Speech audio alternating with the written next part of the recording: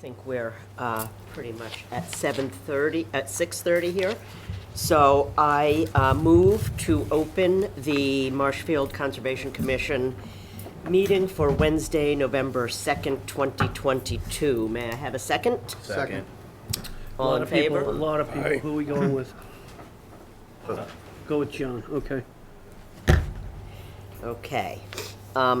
As per usual, this is a hybrid meeting. In the event of a technological failure, the meeting will continue in this room. It will be available on tape after we are finished. I have a couple of notes I want to comment on tonight. First, I want to congratulate Mike Seeley and Susan Karen, both of whom have completed their MAC fundamental certification. So, great job. I encourage everyone, you did it a while ago. Yeah, I know you're finished. So, I know some people are still working on it. So if some of the newer people here, I highly recommend that you do these online courses. Very informative, and the more certificates we have, the better the Marshfield Conservation Commission looks. So, congratulations, Michael. You, I think, are maybe record time. I did every single one I could. And Susan, thank you for doing that. Not record time. So that's the good news. Now I need to note that Bill Grafton, our administrator, will be leaving us at the end of this week. Bill has been here for 6 years, Bill? Correct. And has worked tirelessly for the town of Marshfield. However, he has received an opportunity to be closer to home, cut his commute by like 99%, and it just is a better thing for him at this point. So I want to thank Bill for everything he has done. In addition to the Conservation Administration, he spearheaded a lot of work on our trails and recreational properties, and he maintained an open door policy here for our residents, who probably don't even appreciate that, but I know that many conservation commissions have nothing of the sort. If you're going to file for a permit, you are on your own. So he has been really outstanding in that respect. I know that Mike and Liz will continue in that tradition, but I just think everybody owes Bill a debt of gratitude and a big thank you. We will miss you. I will miss all of you as well. That was very nice, Craig. I'm very grateful to you. That was touching and effectively silenced me, which you know how difficult it is to do. I sure do. I will say this to everybody out there, no matter where you stand in the camp, I try to be fair and balanced, and as Craig was saying, have an outreach policy. I will take that wherever I go. If you have questions, you want to find me, that's okay. I will help you out. I'm here to assist. The public service has become a higher level of my understanding of the position than even the conservation. So that is the evolution that I had taken since coming here to Marshfield. And it's been a complete honor, and I will terribly miss Marshfield, but I also miss tremendously the people you've been embracing. Each one of you is a treasure, and I definitely will miss all of you. I think you're in good hands with good, capable team that's coming along strong and can really maintain the activity that we have put together with modernization. The Conservation Commission is looking good, and we have an active, vibrant community. I wish you all the best, and don't be strangers. Thank you. Okay. With that, we will go on to the business activity. Item B1A is a de minimis request at 22 4th Street. Minutes. I got 3 sets of minutes. Pardon me? Minutes. I got them done for June. I beg your pardon. Shocked you, all right? Okay. We have the minutes of, oh, wrong page. Okay. We have 3 sets of minutes to approve. The first is the April 14th, 2022. No which comments, yeah. That was a special meeting that goes way back. I believe neither Commissioner Good nor Commissioner Dodge or Commissioner O'Donnell were here at the time, so this will just be the four of us. Did everyone have an opportunity to see those? And no additions or, okay. In that case, I move that we vote to approve the April 14th, 2022 minutes as written. May I have a second? Second. Joe? All in favor? Aye. Aye. So there's 3 abstaining on that. 3 abstentions, yes. Okay, so that's 4, oh, okay, 3, got it. So I messed up here, Craig. This comment that I have about the adding Commissioner Goods, you can see that, David, on under 1019 there? You see it? Okay, look at the minutes there. That's going to move up to the 10-5 meeting. I Okay, thought it was the 19th, but it was the 10-5 meeting. so I move that we vote to approve the October 5th, 2022 minutes as edited. Second. All in favor? Aye. Aye. And lastly, I move that we vote to approve the 10/19/2022 minutes. Did you have any edits there, Bill, or does anyone have any edits to bring up now? I wasn't here for that, so I'll abstain. Okay, so you'll abstain. In that case, I move that we vote to approve the 10/19/2022 minutes as written. May I have a second? Second. All in favor? Aye. Aye. Abstain. And we have 1 abstention there, Bill. Okay, 601, I got it. Who was it second? Joe. JR. Joe, got it. Okay, now we are on to the business items. De minimis activity roll, 22 4th Street for a generator stand. Would you like to present this, Mike? So this one was brought to our attention via electrical permit. The homeowner down at 22 4th Street bought a new generator. He put it on the existing stand. We've received comments that the building commissioner approves the stand as is, but if any future work on the generator occurs, then they will have to elevate it and build a new stand for it. But as it is standing, it's acceptable. In that case, I move that we vote to approve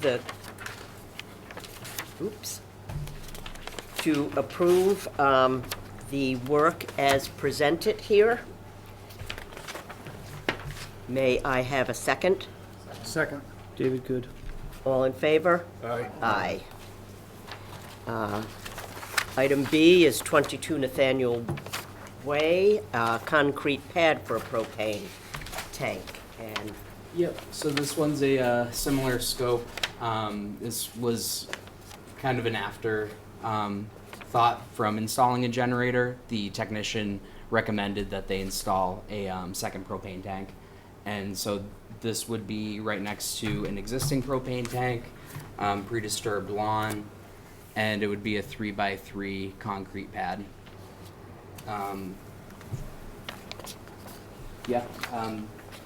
The only impacts to the subsurface would be that concrete pad to support the tank. The generator itself was put on the rear deck of the home, so no impacts to the subsurface.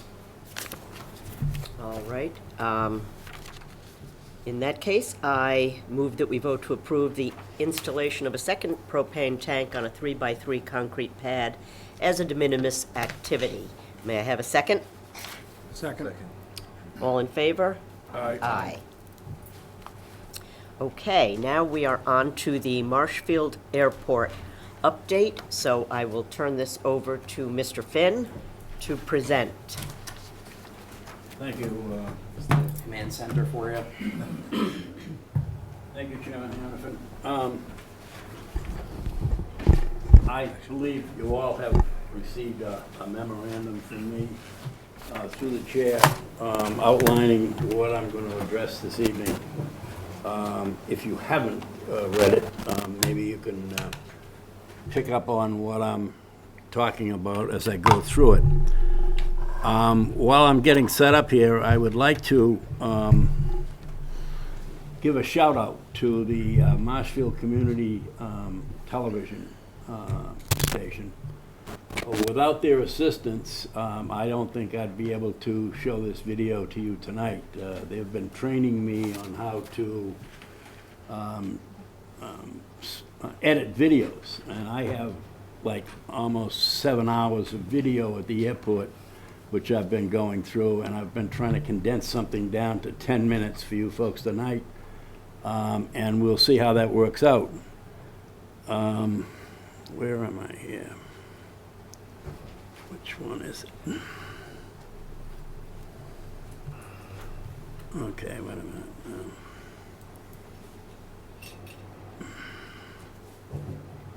Where am I? To the right up there. I think it's this. Nope, right there. Oh, I okay. think that's it. No, that's the Google Drive. I don't want that. Okay, no, don't. No, let me see, where is it?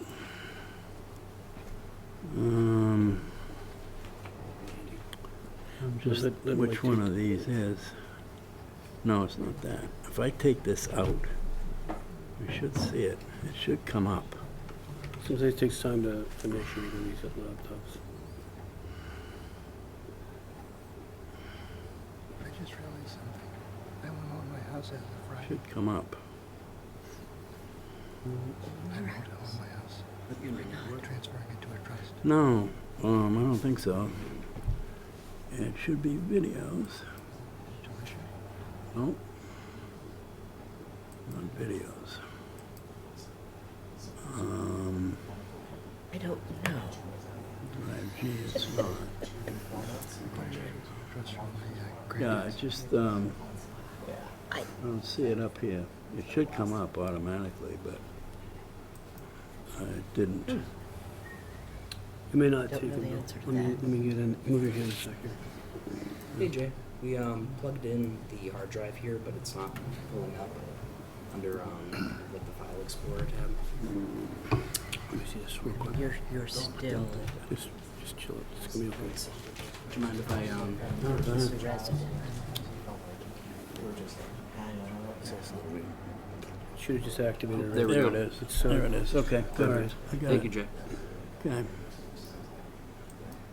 working on this for Okay, so, double click it with the left click, I think. There you go. All right, now, what the problem is, All right, you're not, folks. no, they're not seeing it, okay? So we gotta get it to pause. This pause button. All right, Okay, now, all right, good. close this I'm o- down. I'm Don't- okay, Bill. Yeah, but I'm you gotta okay. open up the share, you don't know how to do that. I can do it for you. It Let- just has to be let- shared on okay, the screen. all right. And then you'll be okay, then you can run the thing. all right. You have to share, you have to stop the other share first, okay? The red has to hit stop share, hit the green now, and go in and get the video, which, one of those there. I think it's on the desktop someplace.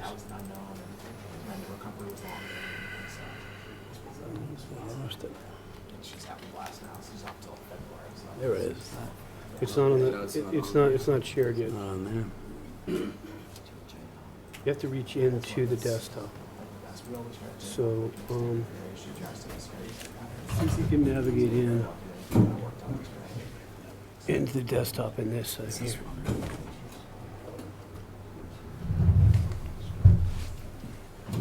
There's 0 videos in there.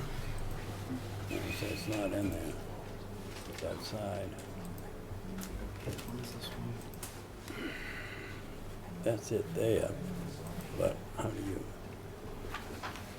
To the share. You should be able to hit the desktop or any external drive, but we used to haven't done a whole lot of it. Are we getting anywhere? Yeah, we are. We just got to it. Yeah, we Okay. got it. Now it's going to run it. You have to hit share though.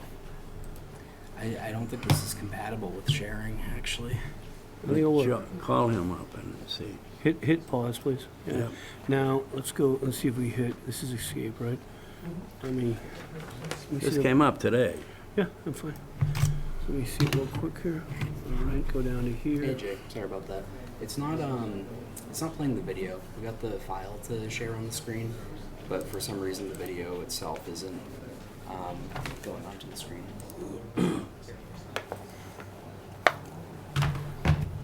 Yeah, well, when we play the video plays on our monitor here, but not on the actual television.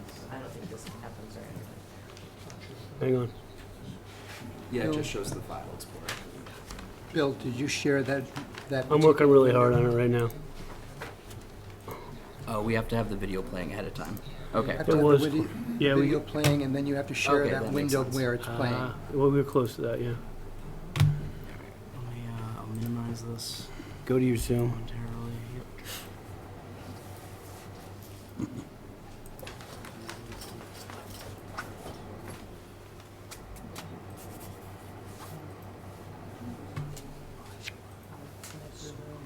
Yeah, it's just not doing this for whatever reason.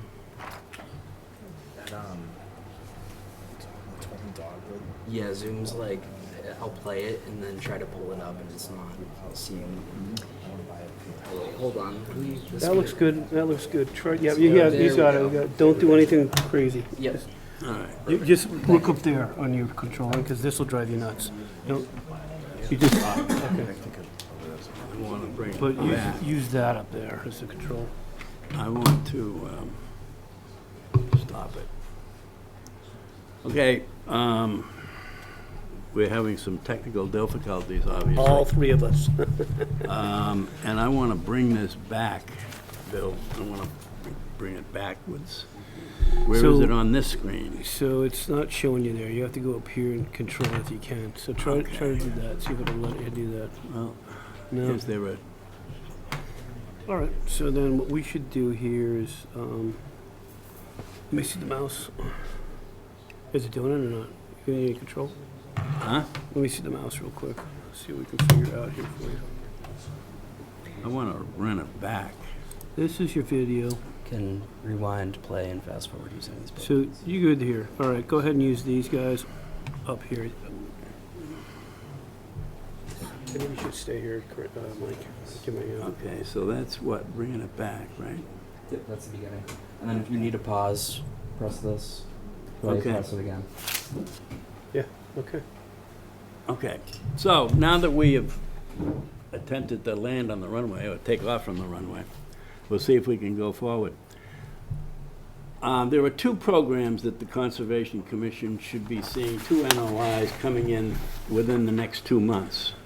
The first one involves the Vegetation Management Program for Massachusetts airports. It's a limited project, and it's specifically designed to have Conservation Commission review of vegetation removal at airports, that vegetation being vegetation which penetrates protected FAA airspace. Each airport has protected airspace designated by the Federal Aviation Administration, and there cannot be any penetrations within that airspace. So vegetation management plans have been developed through a process under the Wetlands Protection Act they're known as limited projects. And Marshfield has had one in operation since the late 90s. The current VMP is set to expire in November of this month in Marshfield. So we have instituted an effort to develop a new VMP for the airport, and that is being done by by the Airport Commission and their consultants, ASG and Goddard Consultants are the two consultants that are preparing the VMP, which will be accompany an NOI and hopefully submitted to you by the end of the month. Now, if I want to get this going, I want to. So you got three buttons. You got eeny, meeny. Okay, you got. Okay, I want to go forward. Yeah, and you got very fast, and you got right here. So here's forward. There you go. Okay, so we're taking off at the airport here on the 2-4 end, and we're flying westerly. And the 2-4, you add a 0 to the 2-4, and that gives you the actual heading on the compass. So it's really a heading of 240 degrees, which is west. And this is the drone. I'm flying this drone, and we're going westerly toward actually toward the town, or toward the Green Harbor River. We'll be crossing the Green Harbor River momentarily. And the areas on each side of the runway are mowed on an annual basis. Everything inside the fence, the wildlife fence that we recently finished constructing, everything in the inside of that fence is mowed on an annual basis. Now here we're flying over the Green Harbor River as it abuts the at the end of the runway 06, and I would like you to pay particular attention to this area back here, the low tree lines. That, You want to stop? no, yeah, well, okay, yeah. Here. Let me stop it here. No, that backs it up. Middle one, middle one. Okay, see that lower line of trees? They're probably 10 feet high, 10 to 12 feet high. Those trees were cut in the original VMP, or the VMP, the last VMP, about 10 years ago. That lower tree line is probably an area where we're seeing penetrations, new penetrations, because that hasn't been cut in 10 years. So those trees are 10, 12, 15 feet high now. They're mostly gray birch, and those areas will probably be determined to be penetrations, and may be an area to cut, that will be cut. Further back, there may be penetrations, but I think we may be able to avoid cutting anything further back. Some of those larger trees will be, I think we'll be able to avoid cutting them. We're gonna turn around now. The drone will turn around and go back toward the Plymouth Avenue end, or the 06 end of the runway. And we'll come to a, this is on the, what I want to stop right here. On the right-hand side, you'll see a set of tall trees. And then you'll see the fence line going up the side of the airport. The tall trees on the right-hand side that you can see in the lower part of the right screen, that's eastern box turtle habitat, and it's very heavily populated with eastern box turtles. So we have to be very careful what we're doing in there in terms of cutting, and there probably is likely to be no cutting involved in there, and if there is going to be cutting, it'll be hand cutting, and it'll be very limited, because they're very susceptible to problems if we cut that forest out. I'll go forward now, hopefully, and we'll go down toward Plymouth Avenue. We're flying toward Plymouth Avenue now from the 06 end.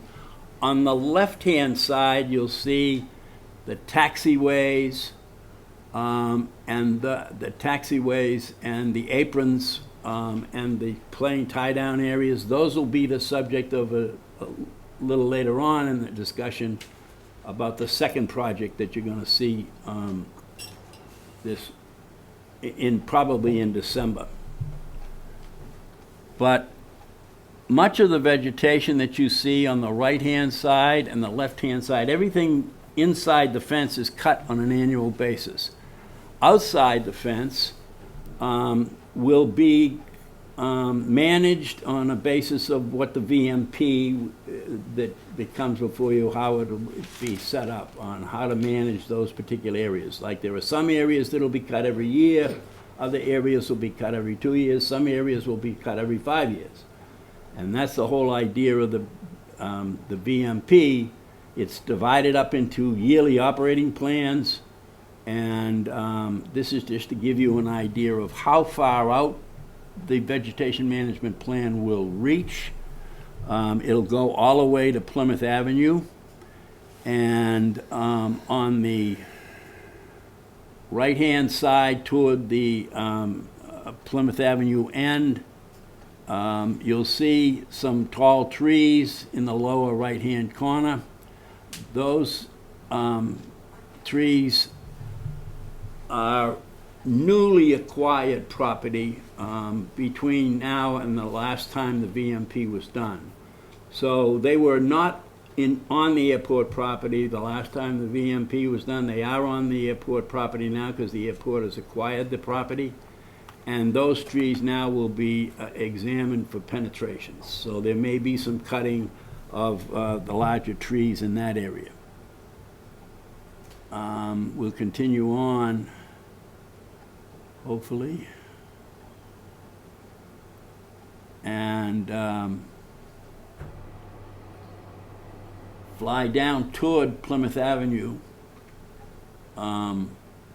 We aren't off airport property. We don't fly. We're not flying off airport property.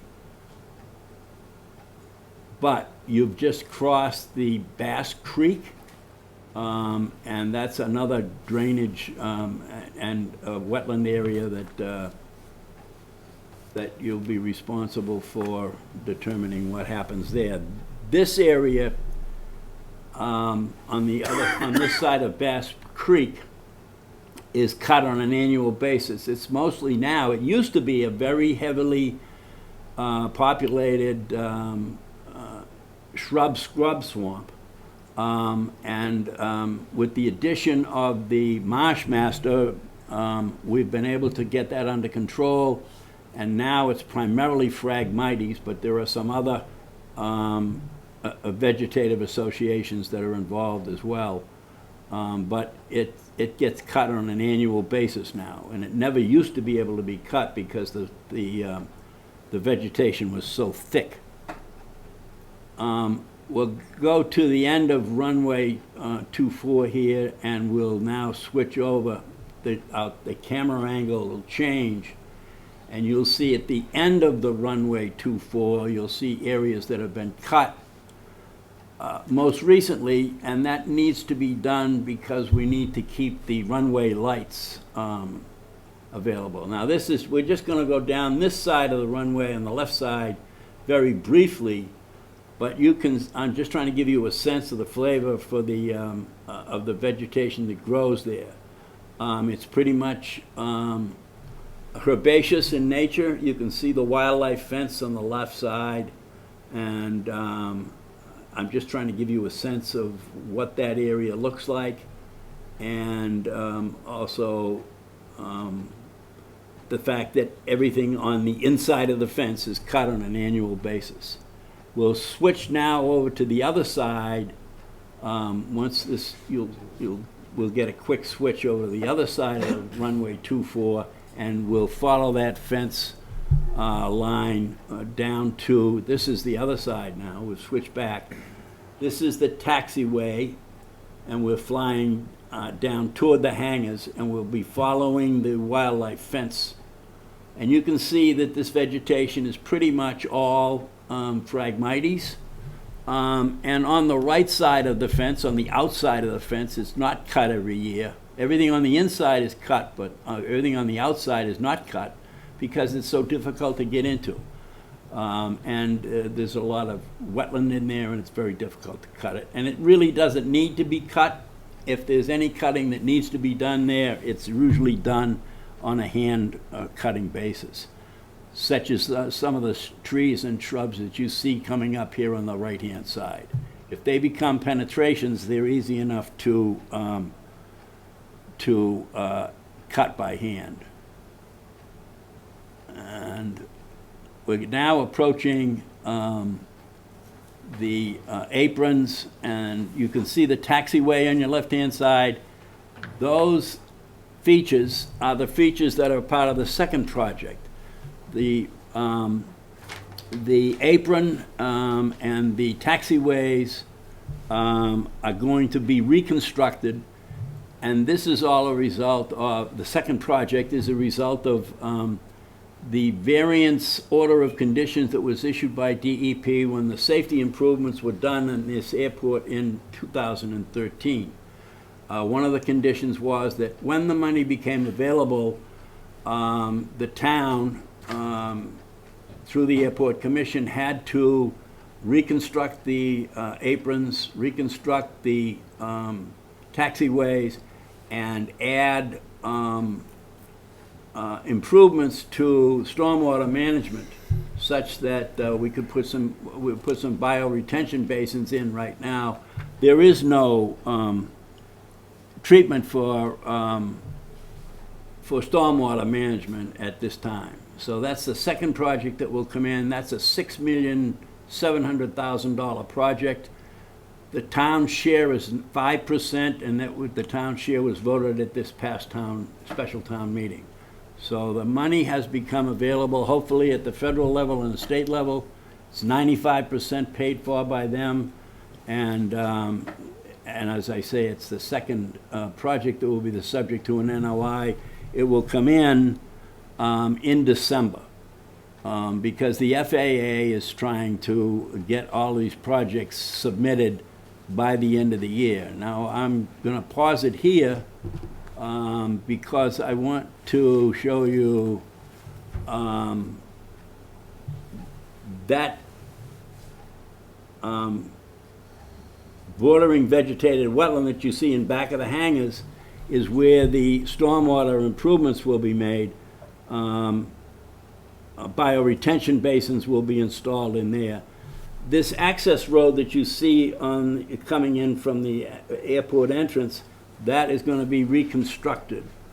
And then there, as you can see, well, it's a little bit difficult to see, but that access road takes a person on that access road trying to get to this hangars out onto an active taxiway and apron. And they're trying to avoid having that kind of a problem. They don't want trucks out on an active taxiway.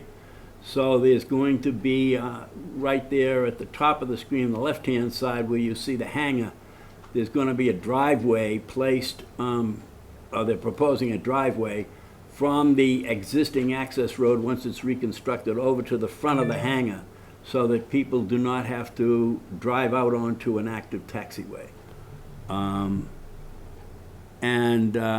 So this area here will be the focus of the major construction project, but the NOI that you will see in December.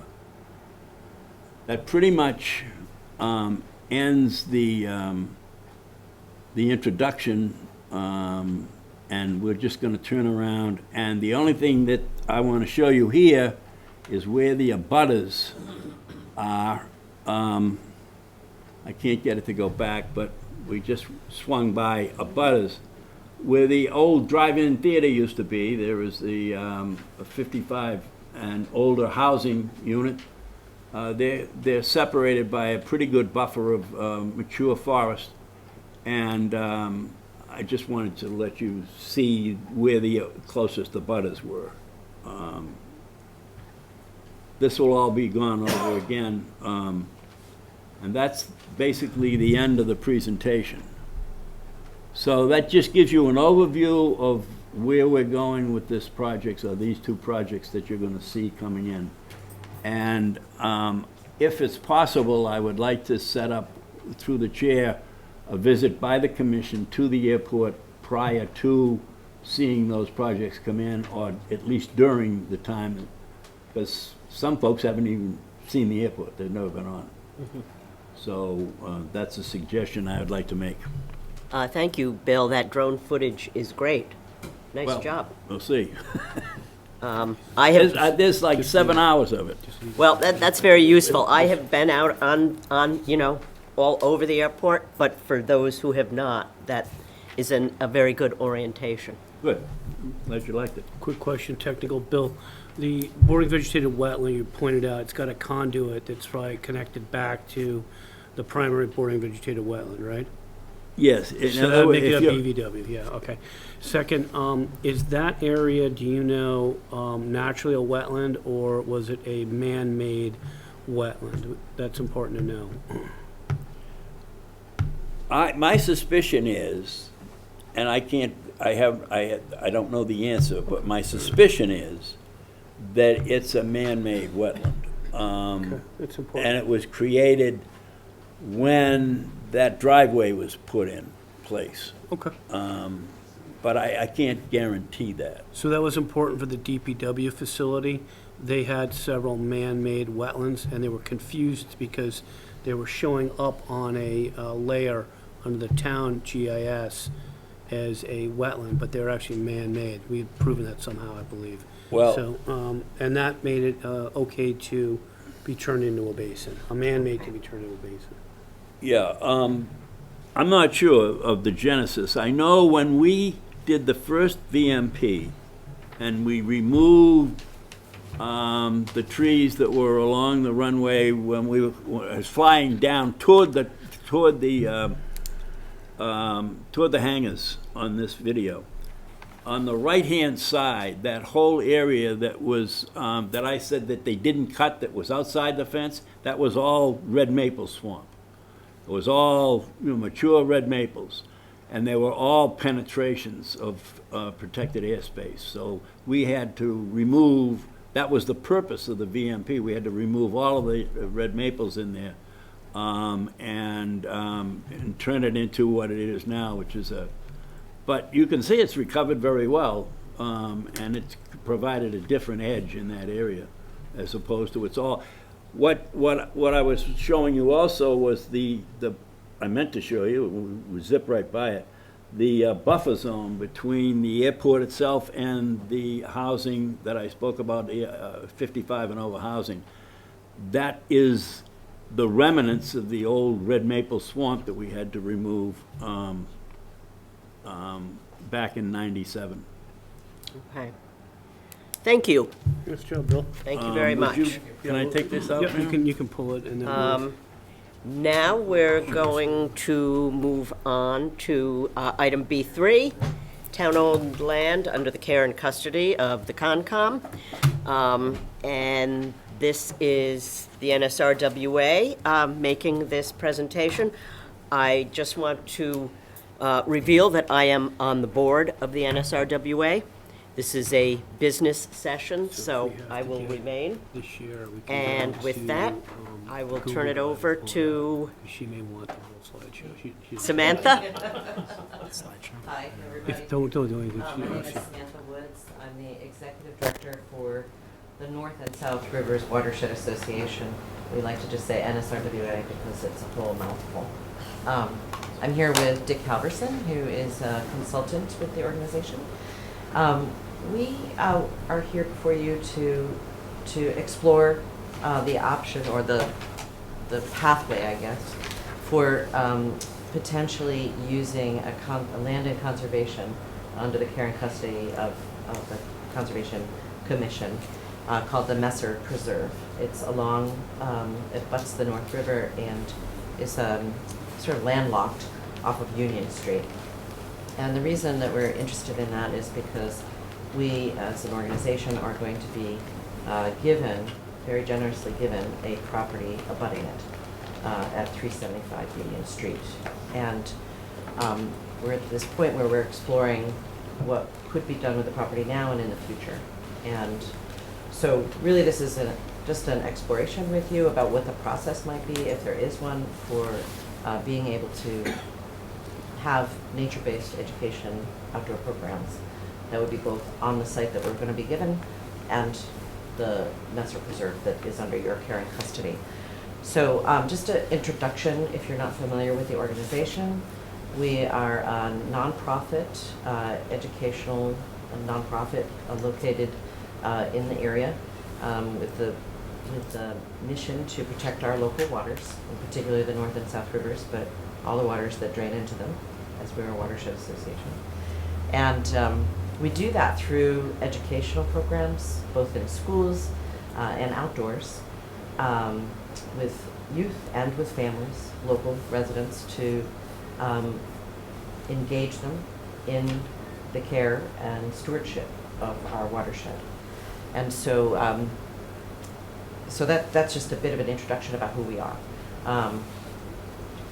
In particular, as I mentioned, we are going to be given very generously this parcel of land that abuts the Messer property. It's 375 Union is the property that's going to be donated to the organization.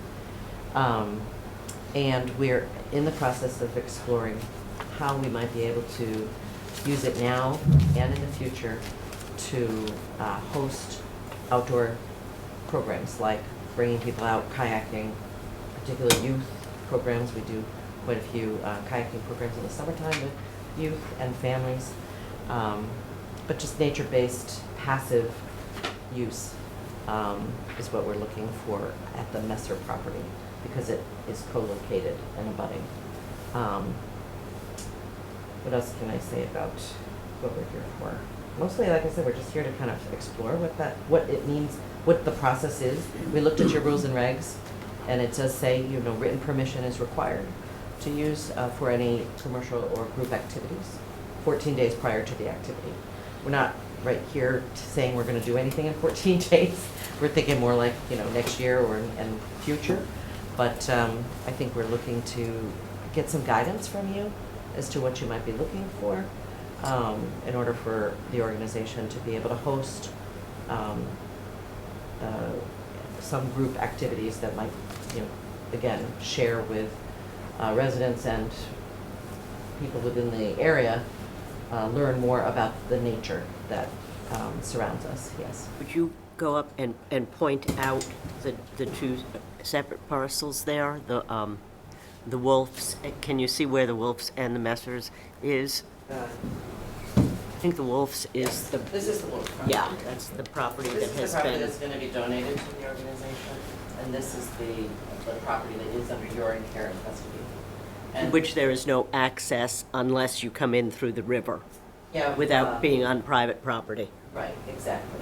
Right now, the only public access would be along here, and there's really no practical way for the public to access it. There's an old platform that exists somewhere in the Phragmites here. It's almost, Here, I think, is right, it's there. You can just see it on the corner of the property. And then there was an improved surface, road that was accessed, and I think is, somewhat accessible. I think we were not contemplating trying to approach it this way. We wanted to see if we could approach it from this area, which there's already some car paths that go down. There's actually a gazebo that's on the property that would be a nice place for bringing, a group of children or families to sit and chat and talk to them about what the site has for natural features and wildlife and fauna. Does that help?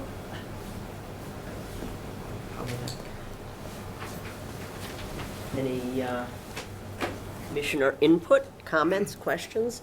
I guess I'm a little curious what you want to do. Would you want to create some trails? Because I don't believe there's anything there. I don't think we would need to. There's access right now. You can walk over there from the 375 property.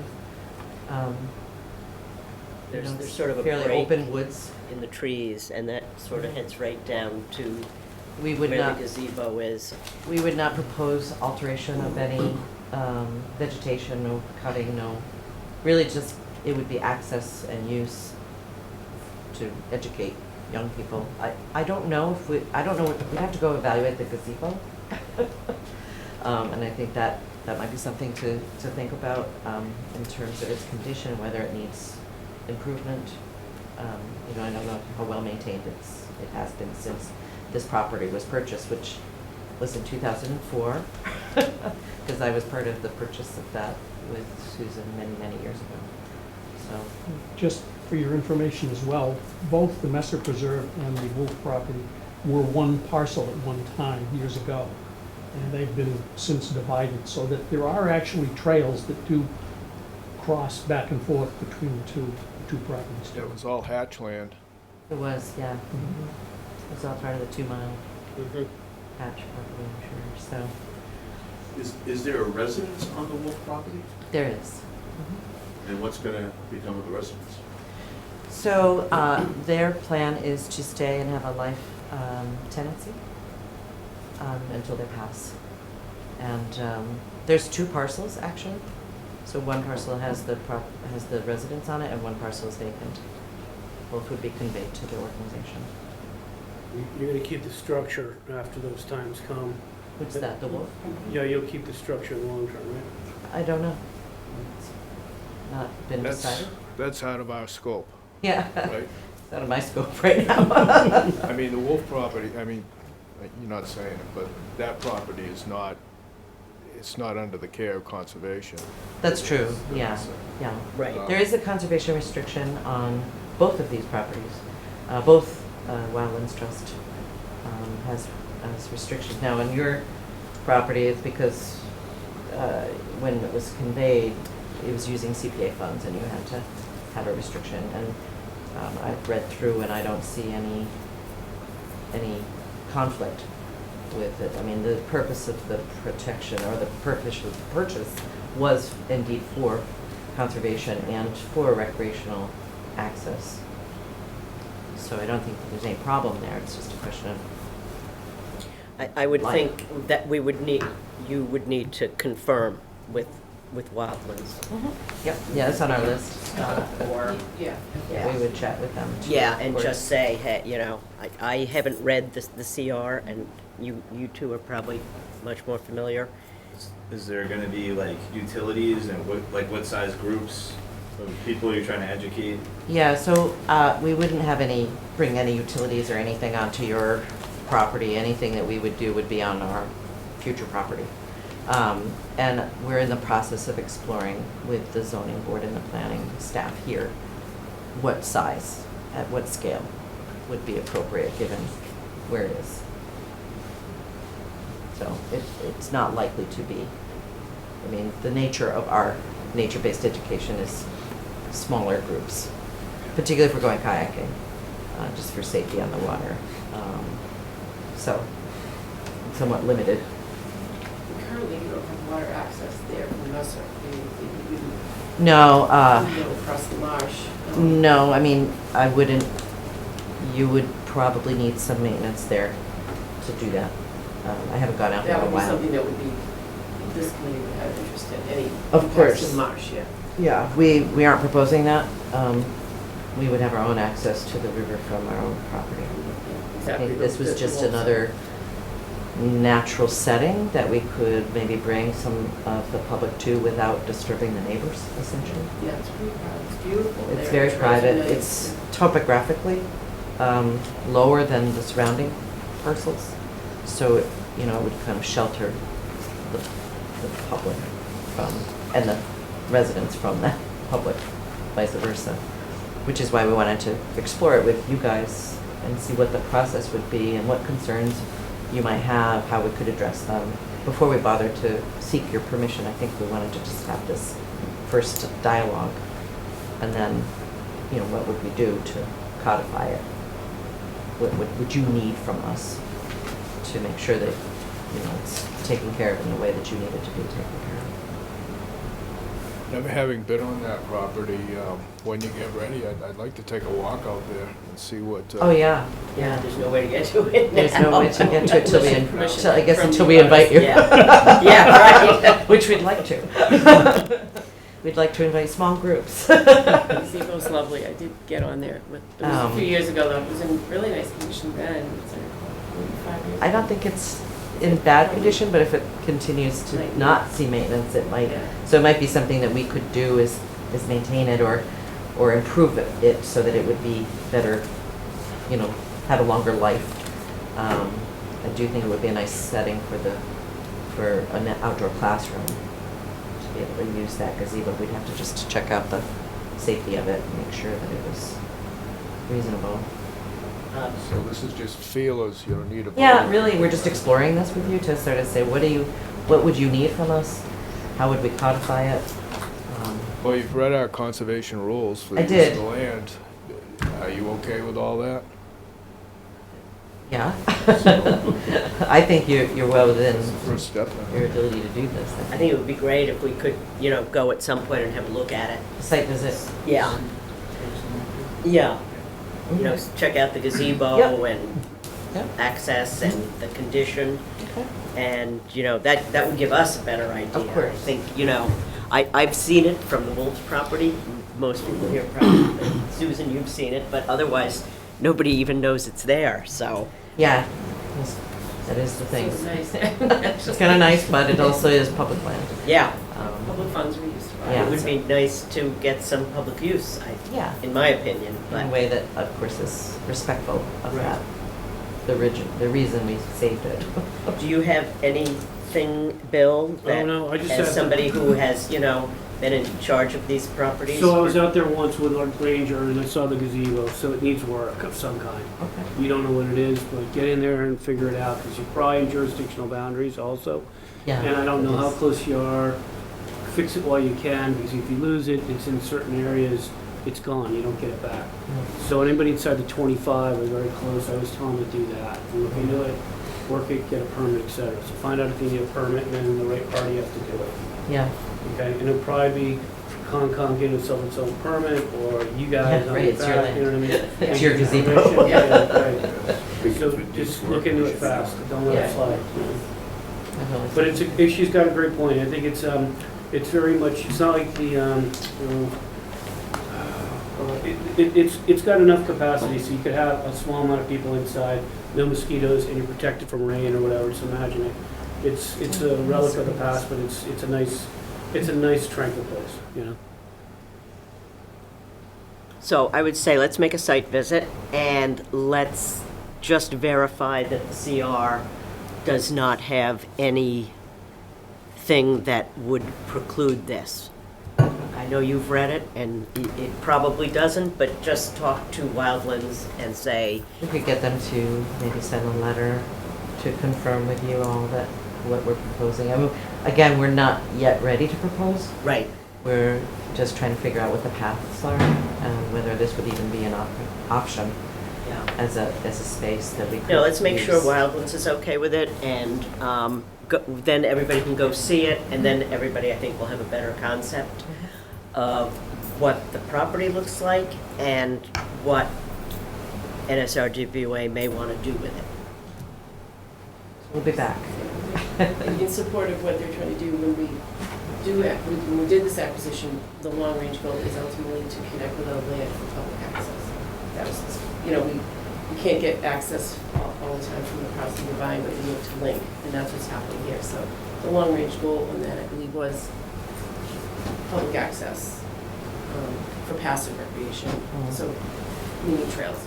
Just to dovetail into what Susan was saying, and then maybe we'll wrap it up. But that in general, everybody out there, if you've got a property and these kind of access, try to find a way to cooperate and allow it without shutting the doors on it. I just would say that can happen periodically, and this is a great place of example of sharing. And the more you do that, the more you connect these fragile places by the human kindness. So that's all it is. We have a pretty impressive run along the North River that, yeah, only is missing a few pieces, so. So, lots of years of hard work to get there, so Yep.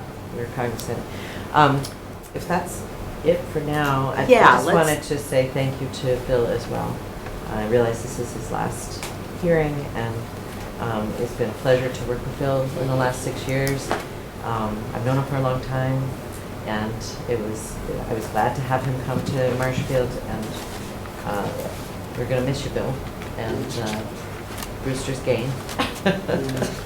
So, but I just wanted to personally thank you for all that you've done to support conservation and protecting our wetlands here in our watershed. We know how hard it is for commissioners and for the staff to do that work. You really are the front lines to the public and trying to educate them on how they can be responsible stewards of our wetlands. So thank you. I'm grateful to you, Sam. It's been an honor working with you too. Okay, thank you for coming in, and we'll all educate ourselves a little more by seeing it, and All right, we'll be back in touch making to sure Michael, there I are think. no hurdles in the CR, which I doubt, but.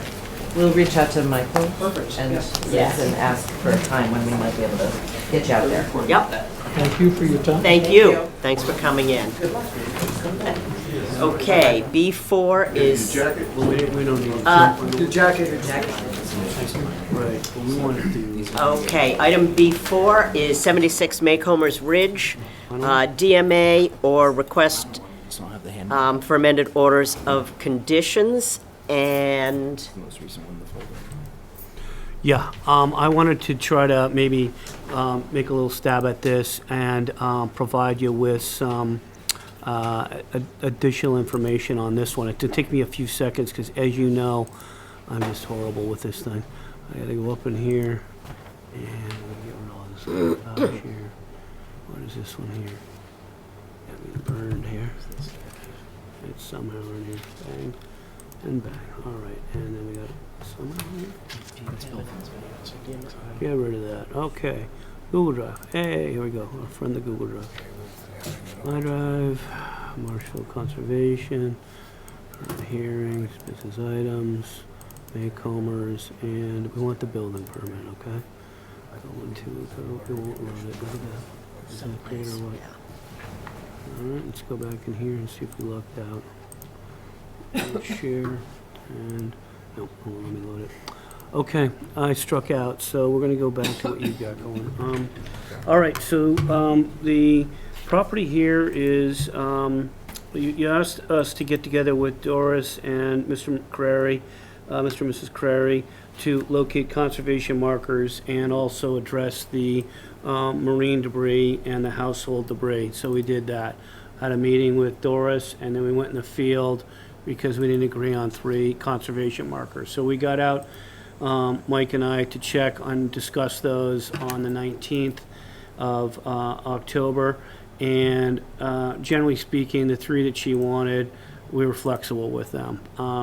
The marine debris and the household debris has significantly been cleaned up. There's Mr. Crary loaded an entire, container. He got all the materials he could out, and he was doing some more. So we're making progress there.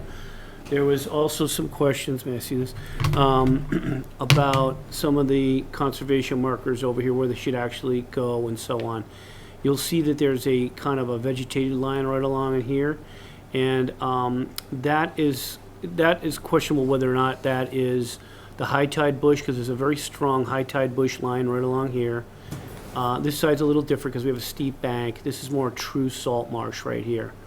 So I wanted to make sure that I brought that to the attention of the commission, that high tide bush has been there since Warren Harrington was out there in the 1990s, and he had done, his first pass by and told the Crarys they had to come back for a permit for a deck here, an addition, and a gazebo. They ended up getting denied on for that, and they appealed it. They also withdrew the appeal. They filed a complaint. I don't know what happened with that. There's some, loose ends there. However, they have a building permit back to the 1980s, which I was desperately trying to open up, but it was just not working out. And I discussed this with Bob Galvin and with Chair Hannafin a little bit about this deck. So there really was never a conservation permit for it, although the intention was there back in the 90s. The building permit, the town council felt was evidence that they had made an effort, and back in those days, the conservation administrator would have either been shown the permit or not. So that was typically seen as, a pass for the conservation permit. So here we are with this deck that we know about and what to do. And so I proposed it to Chair Hannafin and to town council that this could potentially be a de minimis under the current order of conditions for the septic system. So we'll think about that a little bit. They want to do a little bit of vegetative management up in here. They have a ton of Japanese knotweed mixed in with some small high tide bush, etc. And I think they should probably be allowed to do it because they park up in this area up here. Down here around this shed, they're going to want to get access, etc. A little bit of vegetative management might be a good thing. And they mow along here and maintain. So, that could be that could probably go forward. What I'm concerned about is what Warren had photo documented back in the 90s, which Mike had also photo documented in 2022, and which we saw is the high tide bush here. And there was some confusion on what it is. Something about dock. I never heard of it in my life. And that's high tide bush. And I just want to make sure that the commission is crystal clear that that, is high tide bush. It's very mature and it should never be taken down. So I'm not sure if these markers ended up being, the couple right along here, if these ended up being upgraded or not, but after the discussions and everything, it's one of the kind of points that I just want to make sure the commission knows about. And those bushes should not ever be cut down or removed. And the markers should actually be upgraded, in my opinion, personal. I think they did a fabulous job on the marine debris. I think they should be allowed to control around their sheds in the parking area. I was flexible with them on all of the markers. So I just want to have them be flexible back with the commission if that's so, commission's so inclined. And trying to think if there's anything else here. So the plan we're looking at now, where the markers are they up gradient of the high tide bush? I can't tell because they didn't do a great job of calling out the actual bush. What they did is, you see the squiggle there? They used that as the wetland line, and that might be grass and that might be shrubs. And I think that what should be done is to confirm this in the field, so that it closes out and it's up gradient of the high tide bush. Then there'll be no more questions. Yeah, I think, wasn't the condition for you to field locate where you wanted the Yeah. conservation markers? Right, and I caved on 7 Bird already, and I'm asking you to help out, okay? Because those are high tide bush right there. Caved at 7. I think the easiest thing would be is to make sure that this high tide bush and this area in here has conservation markers up gradient of it. Otherwise, if they sell the house, then somebody will come chop it down because they'll think it's dock or something. Yeah. It's not dock, it's high tide bush. The rack line's slightly below it. I have good pictures, I'm just having a terrible time showing it to you. We have a building permit, I think the deck can be handled. And the wetland line is the blue dotted line? Is that? Exactly. Yeah, so to have the markers slightly, create some kind of buffer zone. I didn't go in and do what I did to the cemetery on this one. I didn't move a whole bunch of lines on this one. I might have thought twice about it if I had put my head to it a little more. I'm asking the commission to help out on these 4, so. Well, yeah, I mean, in my opinion, those markers should be up gradient. I agree. I absolutely agree. Other commissioners? I support the high tide bush. Anyone not in favor of supporting the high tide bush there? And then whatever the deal was with the deck, I think that can go on to the NOI. Yeah. Yeah, because otherwise they gotta do. De minimis change. Yeah, agreed. To get that in there, because I agree. there is that old building permit, and it also said replacing an existing deck, so that means it went back even further than that. Right, which I conveyed to town council and Chair Hannafin, and they agree with me and you. Agreed. Okay, so unless there is an objection, I would move that we vote to approve the submittal of a revised site plan reflecting the location of the conservation markers as up gradient of the high tide bush. The after-the-fact deck to be captured under the as-built during the request for certificate of compliance process, vegetative management by hand, and maintenance of a minimal amount of household construction materials as de minimis activities with standard special conditions. Ensure best management practices of building codes are followed. Obtain all subsequent permits, including Marshfield Zoning Board of Appeals, building permits, North River Commission, because you did have that also. Hand vegetative management of vegetation is permitted. The use of chemicals to control plant insects is prohibited under this permit. There should be no cutting of the high tide bush to the easterly or southerly side of the home. That's this side over here. Submit a final revised site plan depicting any conservation marker change required by the commission. Minimize the storage of construction materials on the property. See the conservation administrator agent for guidance on conservation permits for work beyond the work activities. So to solve that, we'll just go out in the field and we'll have them locate them up gradient, or they'll ensure that with the revised plan so that there's never an issue. Matt? As the applicant, I would, What's your name for the record? Doris? My name is Doris Query, and I'm 76, and I've lived there for 52 years. Great. I want you to know, I had permits when before the special zoning board, all of that, and conservation permits. And and the North River, all of them. Including the deck was there when I bought the house, which was a long time ago, 1970. And what we did was just replace it and rebuild it. And then we took a portion of the deck that became a part of the house. But during the 52 years, it has been the same deck that was there during all of that time. Which is good, because what that does We is believe that- you. that- so That's why we're basically that just gonna justifies what the commission is include doing it. here. Yep. Because they're searching for a permit, which I found. Your testimony is very helpful. What I'm saying is, you have to get all the permits, like even for your septic, you should check in with the North River Commission. You should check in, or should have already, with the floodplain permit administrator, Andrew Stewart. So there's a whole bunch of permits that you need to get also. So we're saying obtain all subsequent permits. I want to remind you about the North River Commission, because it was in the denial permit that they needed a special permit back then for the addition, the gazebo, and the deck. So it's just awareness for you. But you're getting what you need here, and we need to straighten out those markers near the deck with the high tide bush, and then you're done. Okay, very The high good. tide bush was down by the telephone pole where the original asparagus patch was there when I bought the house. So- Still there. Gotcha. And it was down by that location, which is down from the house. It's where that, it's the second, that one right there. That's where the high tide bush is. Yes. The high tide bush is a straight line across, and I have Warren Harrington's photos I can't show you from 1990. I've got Mike Seeley's photos from 2022, and it's a straight line. So that's what the commission wants. Okay.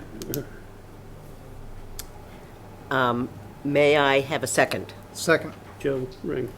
All in favor? Aye. Aye. Okay. Opposed? Abstentions? Okay. All right, that's. So you are all set from our perspective, but do go to the building commissioner's office, because there is a new floodplain permit in effect in the town.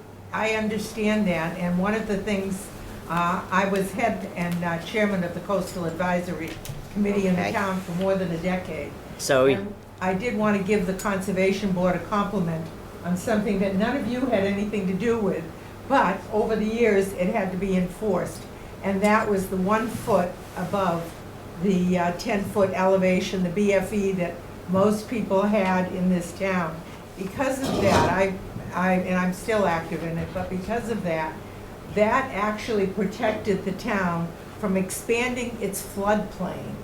And when the 91 storm came in and the 2018 storm, we actually had fewer properties that were affected by flooding than a prior time. But that law, and I have talked about it with even the FEMA people and all of that when I've been in Washington, because that was one thing that was extremely good for the town of Marshfield, and you actually helped people who didn't know they would need help.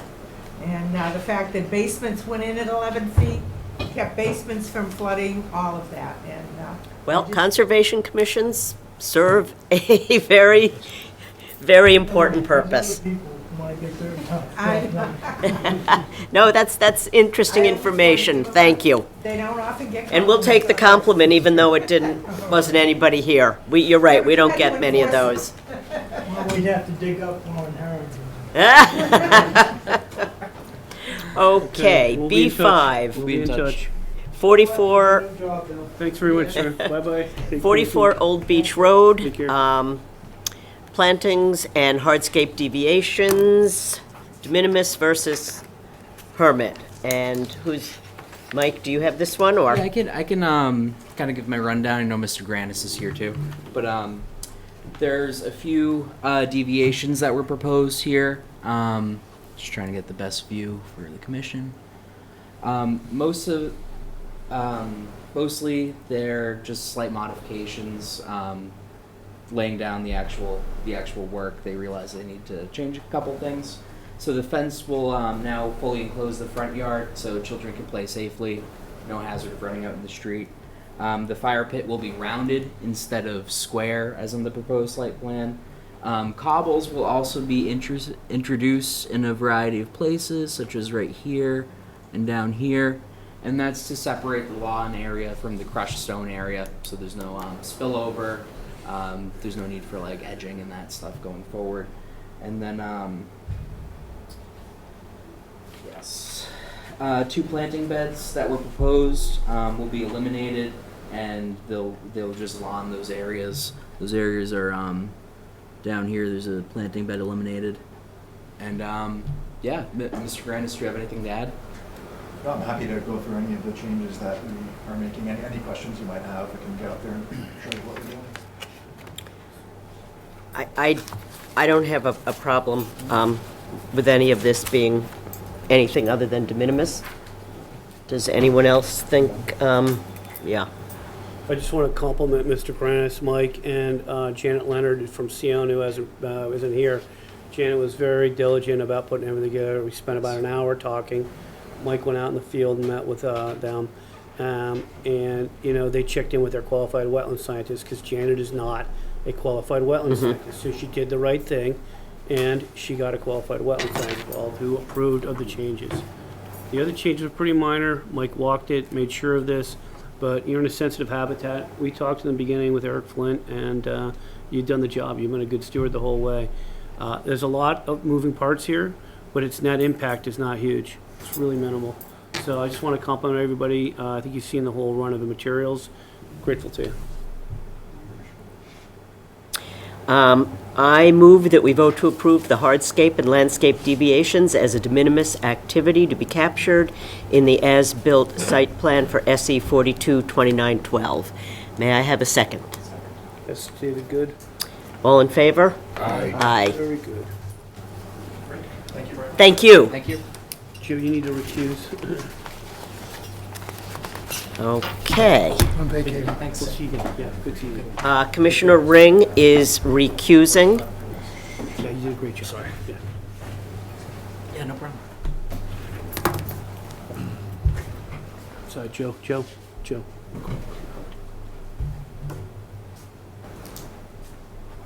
Outside. Joe is going to present. I guess we should present for him, because it would just be best for the full recusal. I didn't realize he didn't have anybody. I'm going to let Mike run it, and I will back him up, okay?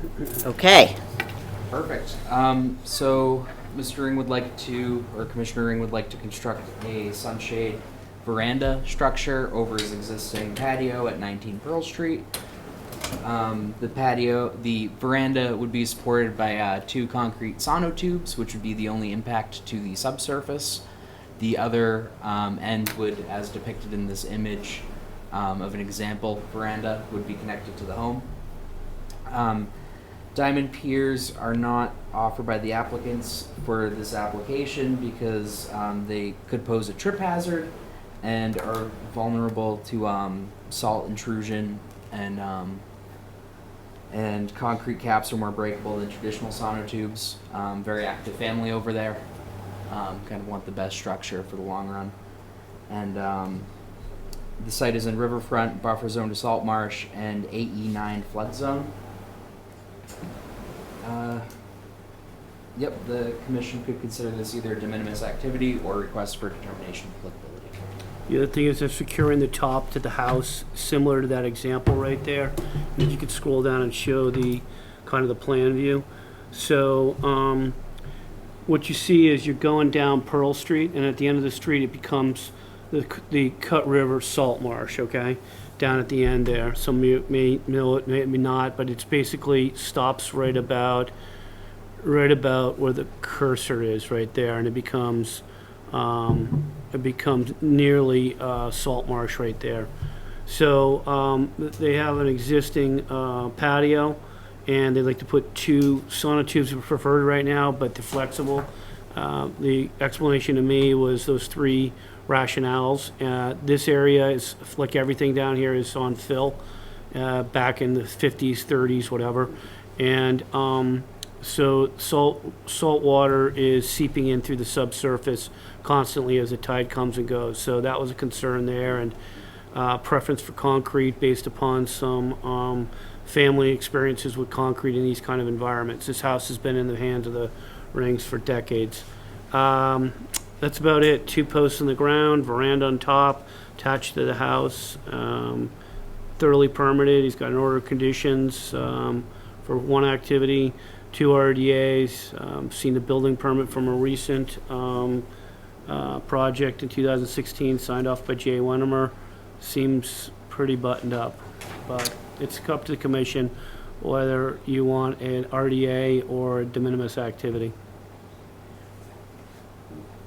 So there is currently a patio where that Yeah. blue Yes. square is, and he's just proposing to cover it. Yeah, Yes. it gets hot, you know, it's a. Yeah, oh There yeah. are no trees. This is, you know, it's a salt marsh environment. The only tree that's gonna grow in there is eastern red cedar, and, you know, there aren't many of those down there right now. I think a de minimis would be pretty consistent with what we've been doing.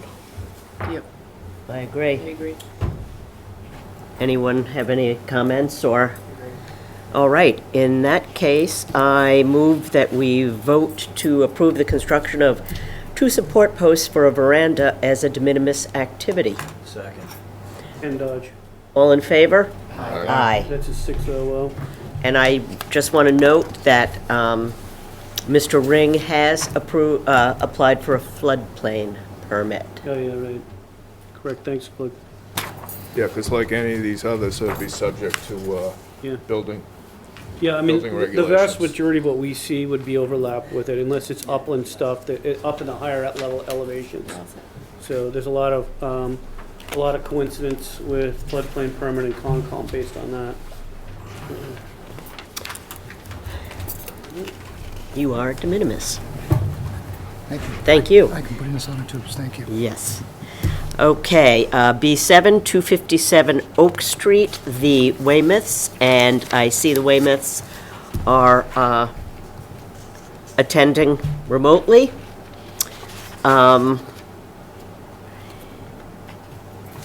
Bill, do you want to? Sure. So the Weymouths got a permit back in 2021, SC 422908 for some improvements to their house. They have a pretty tight lot, big steep hill. They've got an intermittent stream nearby, and that was permitted, and they built out the house. The rear of the property, they knew, because we bumped into some other issues, they knew that they would like to go and establish this patio that Mike is showing you right here. And we discussed it with Chair Hannafin, Mike Seeley and I, and Mr. and Mrs. Weymouth, about best practices. So we said, look, you know, you're getting pretty close to the 25-foot setback, but it's a previously disturbed environment. So, yes, you can go back and do that, because if they knock it out, you don't have structure any longer, and they can't do that. So now's the time to do it. So we said the caveat is pervious materials. Do we have their cross-section? And so what they're trying to offer is, Mr. Weymouth put this together, and he put this together based upon one of our examples, and scoot to the left, yeah, that'd be great. There we go. And he's showing that he's using various sand, subgrade, etc. And he's a good steward of the trade. So he's really figured this out, how to make it pervious, but also make it work. Because when you get the interstitial space closed in with ever smaller grains and sands, it's dirts and so on, silts, it closes up, but it also allows porosity. So he's figured this out pretty well. And my inclination is to say that, you know, that could be a yes on a de minimis, but the alternative is a request for amended order of conditions. They'll refile for the minor activity. They'll notify the neighbors. They'll have to get an order of conditions for that change that's part of this. That'll amend the order of conditions. Seems like a lot for this. They're trying to work with us. They were proactive. I think that's positive. Yeah, they've been very proactive, which we appreciate. In my opinion, this is a de minimis. I would agree. Does anyone else have anything other to say? Okay. In that case, I move that we vote to approve the deviation as a de minimis activity to be captured in the as-built site plan for SE 42, 2908, my bad. okay, 2908. Yeah. Okay. May I have a second? Second. Joe Ray, you got it right. All in favor? Aye. Okay, very good. We have stuff tonight later too, just so you guys know in the later section. B8, Red Gold Farm, 202 Moraine Street. So here's what's going on here. This is a subdivision. A bunch of commissioners weren't involved, but you can engage on the aftermath for, procedural purposes and so on. It's unless you want so inclined to close out or recuse or so on. In this case, they had a ton of special conditions. One of them was a surety bond for $10,000. So at the end, we're sure that there's money available so that somebody can do the requested certificate of compliance. That came in as a surety bond. The treasurer asked me, hey, is a check coming or not? And along with this, and I said, well, I'll look into that. And that's not my space. So I had looked into it. And Kevin Seelan was working with his surety bond expert. Kevin, are you out there? I don't know if he's out there. And I haven't heard back, but I talked to him today. Mike and I spoke to him, and he's trying very hard to get that answer. What I would recommend is that what you want to do is you want to get satisfactory language so that the treasurer understands that it's in a surety bond and accounts for it in the general ledger or whatever they have to do, so they're confident. And it's just a loose end right now. And I would table this to the next meeting, and somebody to contact Mr. Sealand and make sure we have what we have to have. Make sure the treasurer sends us an email saying you're all good, and we were accounted for it. The first emails and back and forth were in conversations. I just felt that the commission needed to be protected with a yes from the treasurer. So that's all. So I'd table this one. All right, I move that we table this until the next meeting when we can have verification of some of the loose ends here. May I have a second? Second. All in favor? And then for the record, what the chair meant on the next meeting was the date certain of November 16, 2022. Chris will capture that. Thank you. Okay, B9, hazard trees on conservation land. This is at abutting 45 Winslow Street. I believe there are 3 trees that are hazardous. Yeah, there were 3 trees. So this started in July when a lot of commissioners just joined us. There were 3 trees that the neighbor at 35 wanted taken down. The commission approved it. The area that looks like a paper street is a Concom, part of a Concom land now. We have encroachment also going on.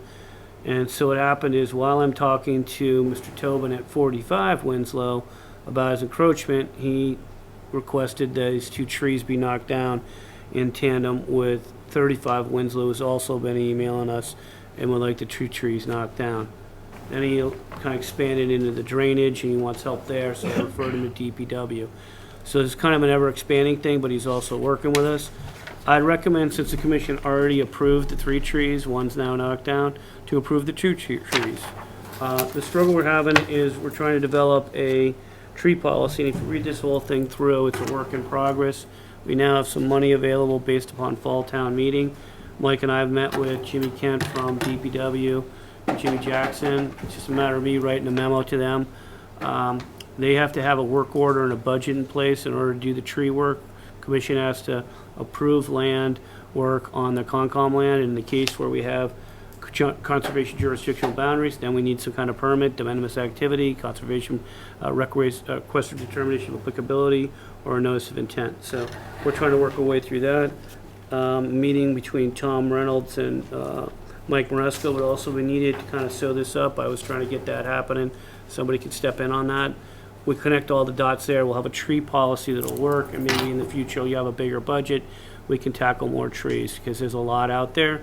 The forest has gotten aged. There are no fires burning to keep them under check and let which is good and bad. Saplings are not thriving, and so what you get is trees going down, big open space, and you're not getting the rejuvenation you used to get. So we have problem trees now all over the place, and they need to be addressed. And we're trying our best, but we don't have much money, and we don't have much capacity on it. So everybody needs to be patient. In this case, I move that we vote to approve the cutting of 3 hazard trees on town conservation land that present a hazard to 35 and 45 Winslow Street. May I have a second? It's 2 trees. Craig. 2 trees. Yeah. Second. Susan is the second. All in favor? Aye. And it's some special That's conditions. Nessarella Farm in the, Yeah. just for This one will orientation. also be coming up again under the enforcement encroachment. All right. So, can I just, Yeah, Mr. Tillman. I talked to Joanne before the meeting about what she thinks hazard trees are and what I thought was hazard trees, and... I'm sorry, can you give us your name and address? Oh, I'm sorry, Ed Tobin at 45 Winslow Street. Bill asked me to draw up a map of the trees and what's there, and I mapped what I thought was hazard out front, because they've shifted from east to west on different storms, because it's so, the root system isn't supported on 2 of them. One's an oversized, what I thought was hazard, but Joanne thought there was 2 in the back. So we got 4 now? So you got, Yeah, we're only doing 2. I mean, the Yeah. thing is, well, So- you know. I drew up this, and you can, we can I'd discuss submit it to us for the record. Okay. We're trying to take care of the 2 trees. She started, if these are different, then now we have 4 trees. And we got, You probably should look at them and you decide. I think that you got 2 trees. We'll figure the best thing out. If Do you we get- want this? Yes, please. It's exactly what we needed. And on the back side, I put the storm drains on Winslow Street, that this brown. Yeah, you're gonna go to DPW on that. Okay. Okay, is that clear?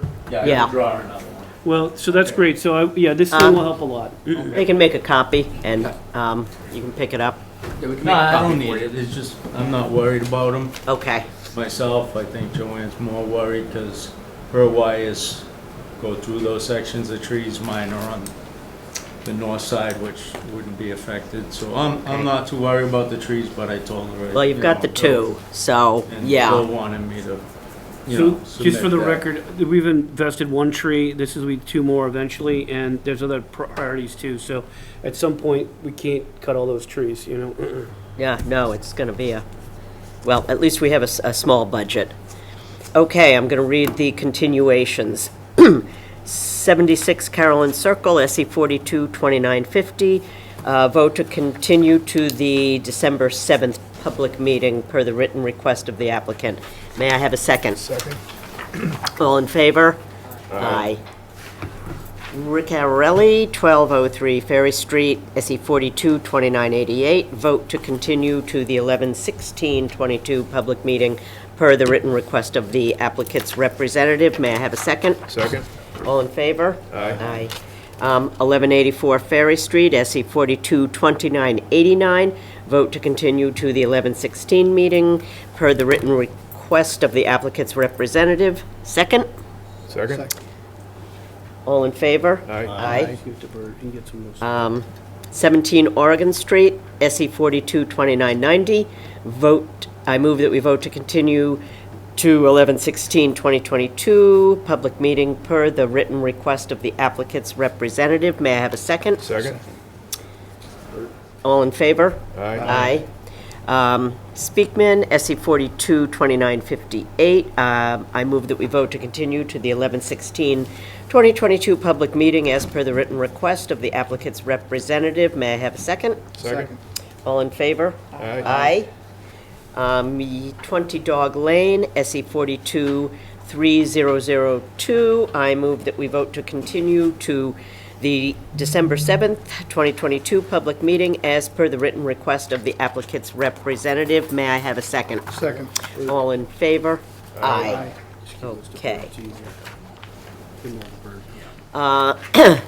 Okay. Now we are on public hearings. The first being a new hearing. I will read the legal ad. In compliance with the regulations of Massachusetts General Laws, Chapter 131, Section 40, the Wetlands Protection Act, and Code of the Town of Marshfield, Chapter 294, Wetlands Protection, a public hearing will be held by the Marshfield Conservation Commission on Wednesday, November 2nd, 2022, to consider the notice of intent filed by Arthur Rosenquist. And the hearing officer is Commissioner John O'Donnell. Thank you. I see Mr. Rosenquist is here and This is Al Loomis. Al Loomis. So before we get into that, Michael, Yep. Do you want to confirm that all the taxes, fees, utilities up to date? Yep, taxes, fees, The utilities are. butter notification has happened?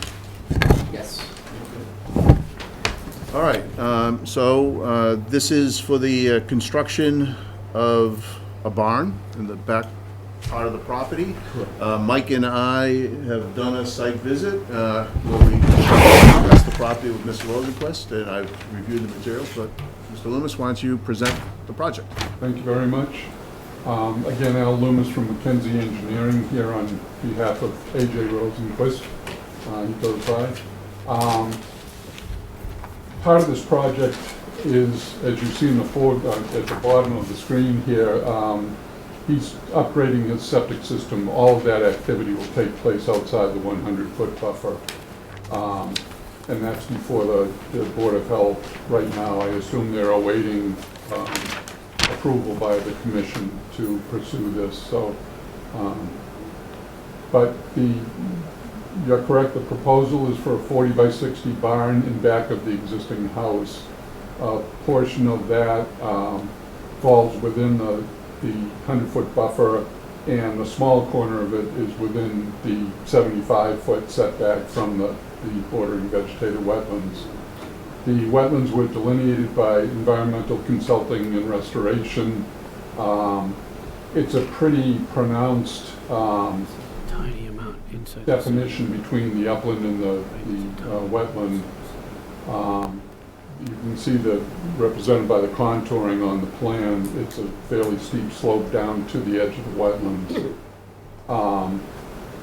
We did soil testing for the placement of the septic system, and that material out there is basically clean sand and gravel, very pervious soil.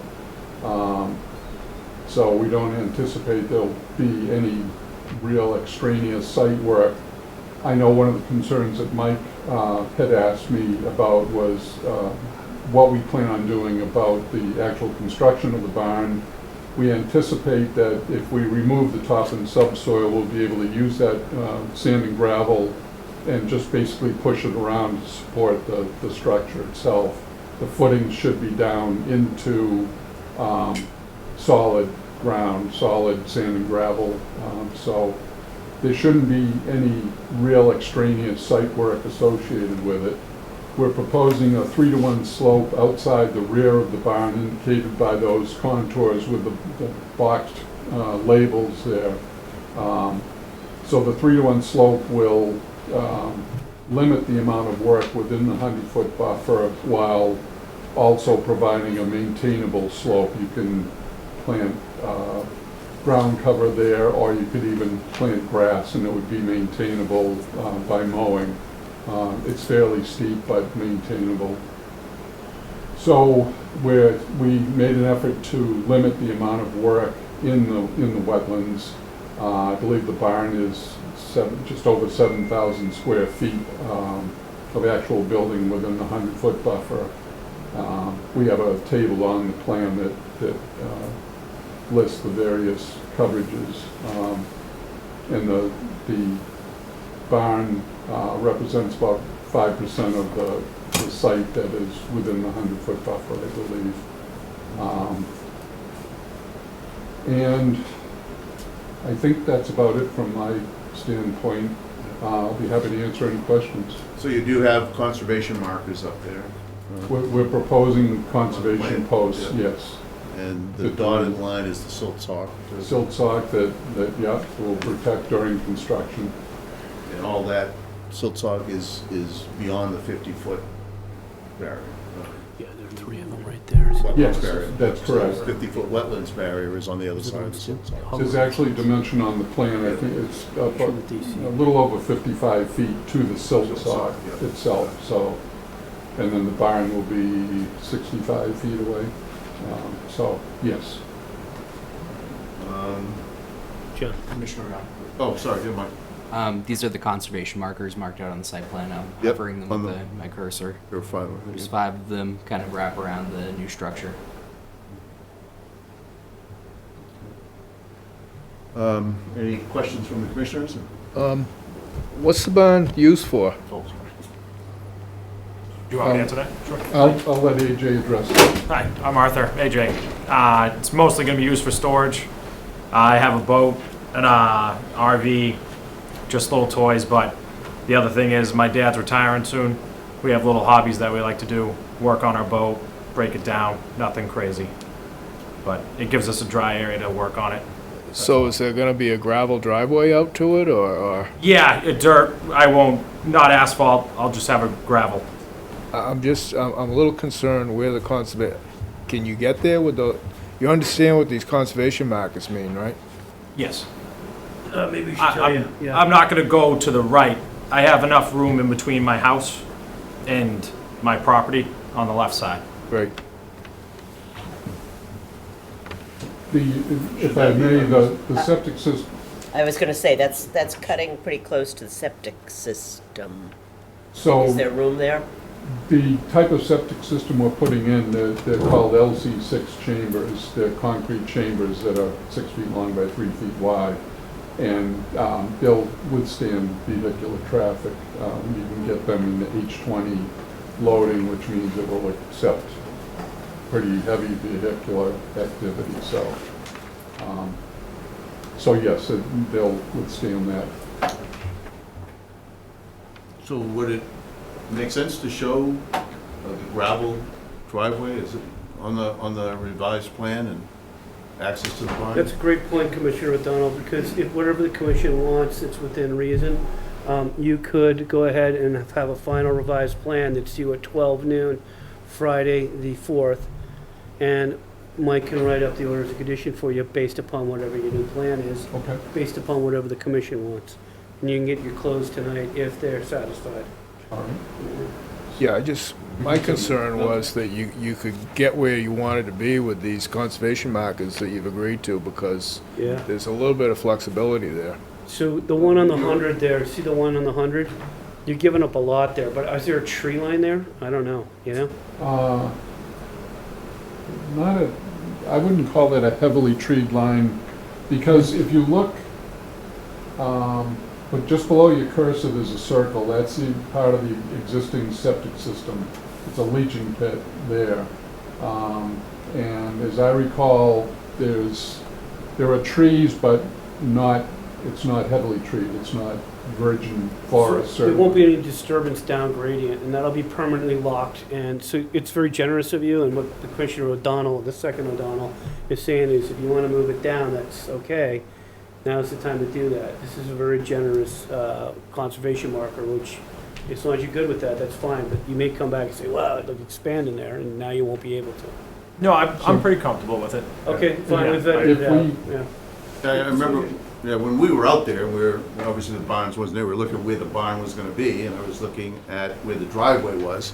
Yeah. And I was saying, okay, a barn's gonna have a access door. point. And I was wondering to myself, I should have said something to Mike, how are they gonna, because I think there was a boat or something parked off to the Left to the side. left. Yep. And I said, okay, well, maybe that's what their access is gonna be, but like you say, the plan doesn't show any access to the barn, and obviously there needs to be some access to the barn. So We can add a dashed line indicating the two sides of a gravel driveway. it'll be gravel, so If I, it'll be, if I may, impervious.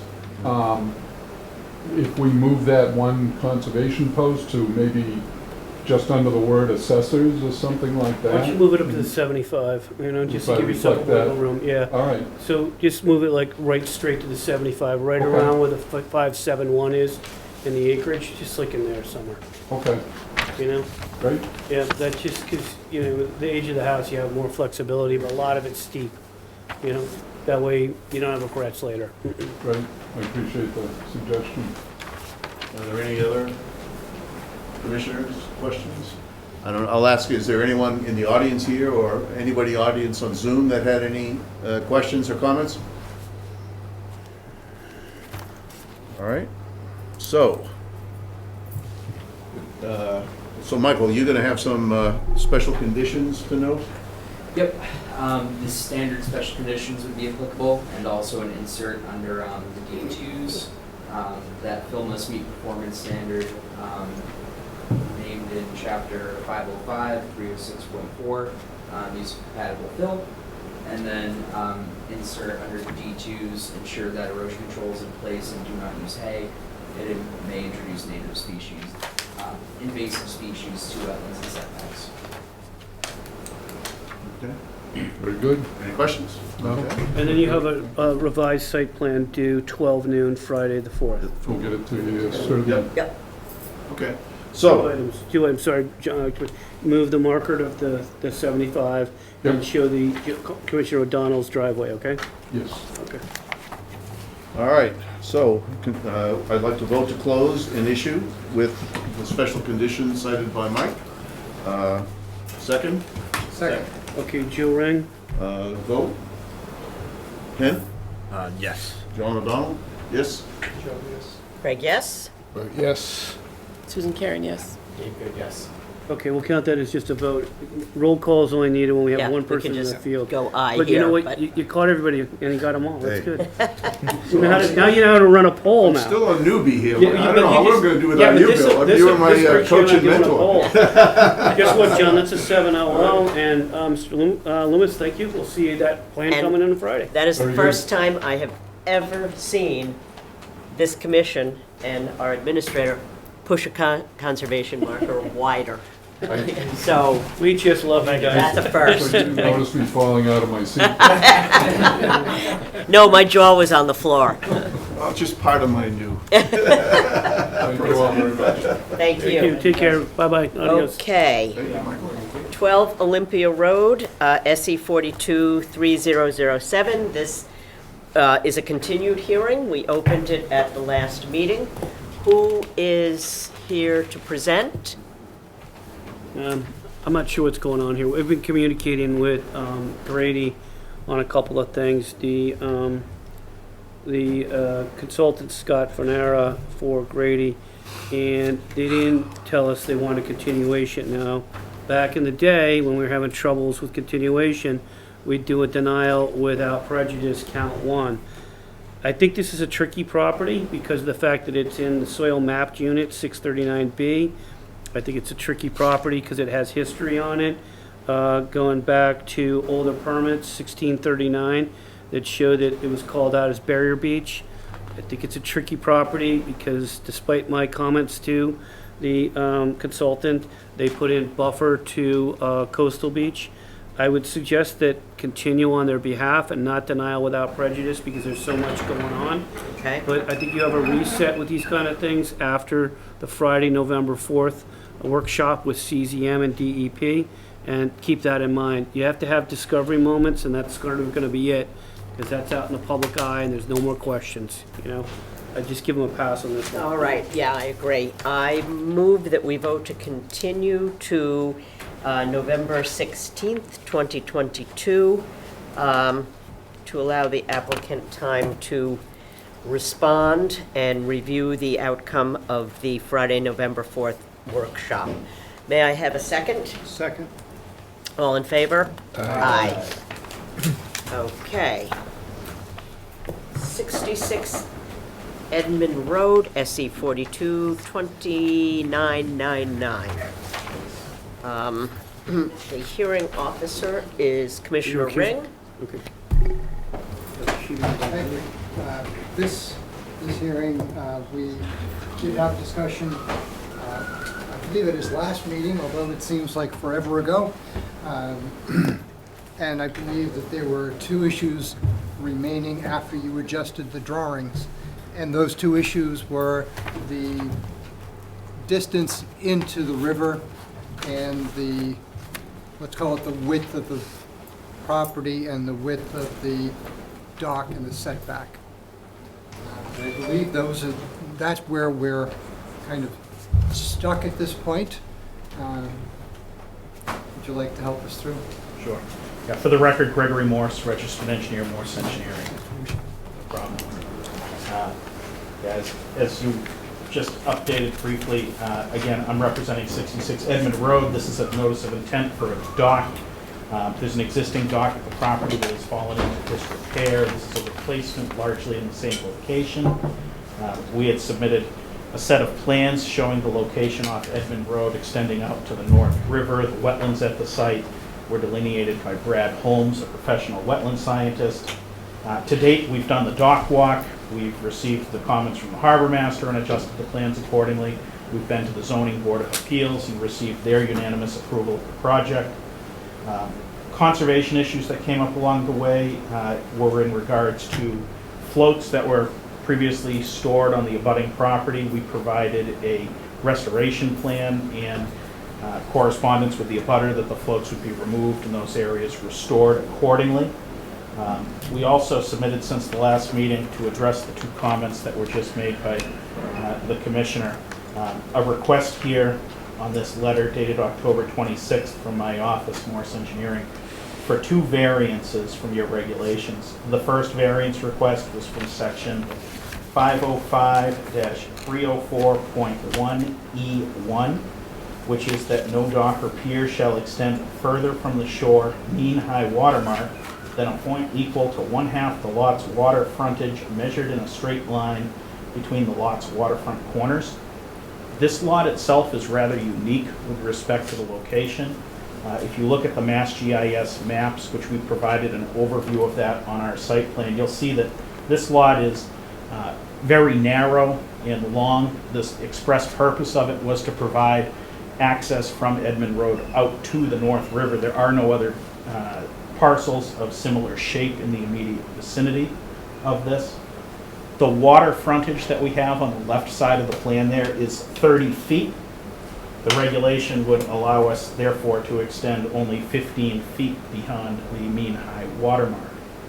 What's unique with this site with respect to the resource areas, there's significant salt marsh between the North River and Edmund Road. That mean high water mark extends about 170 feet from where the physical edge of the water is. If we extended 15 feet from where the mean high water mark is, we'd still be in the salt marsh. We would not be accessing the river.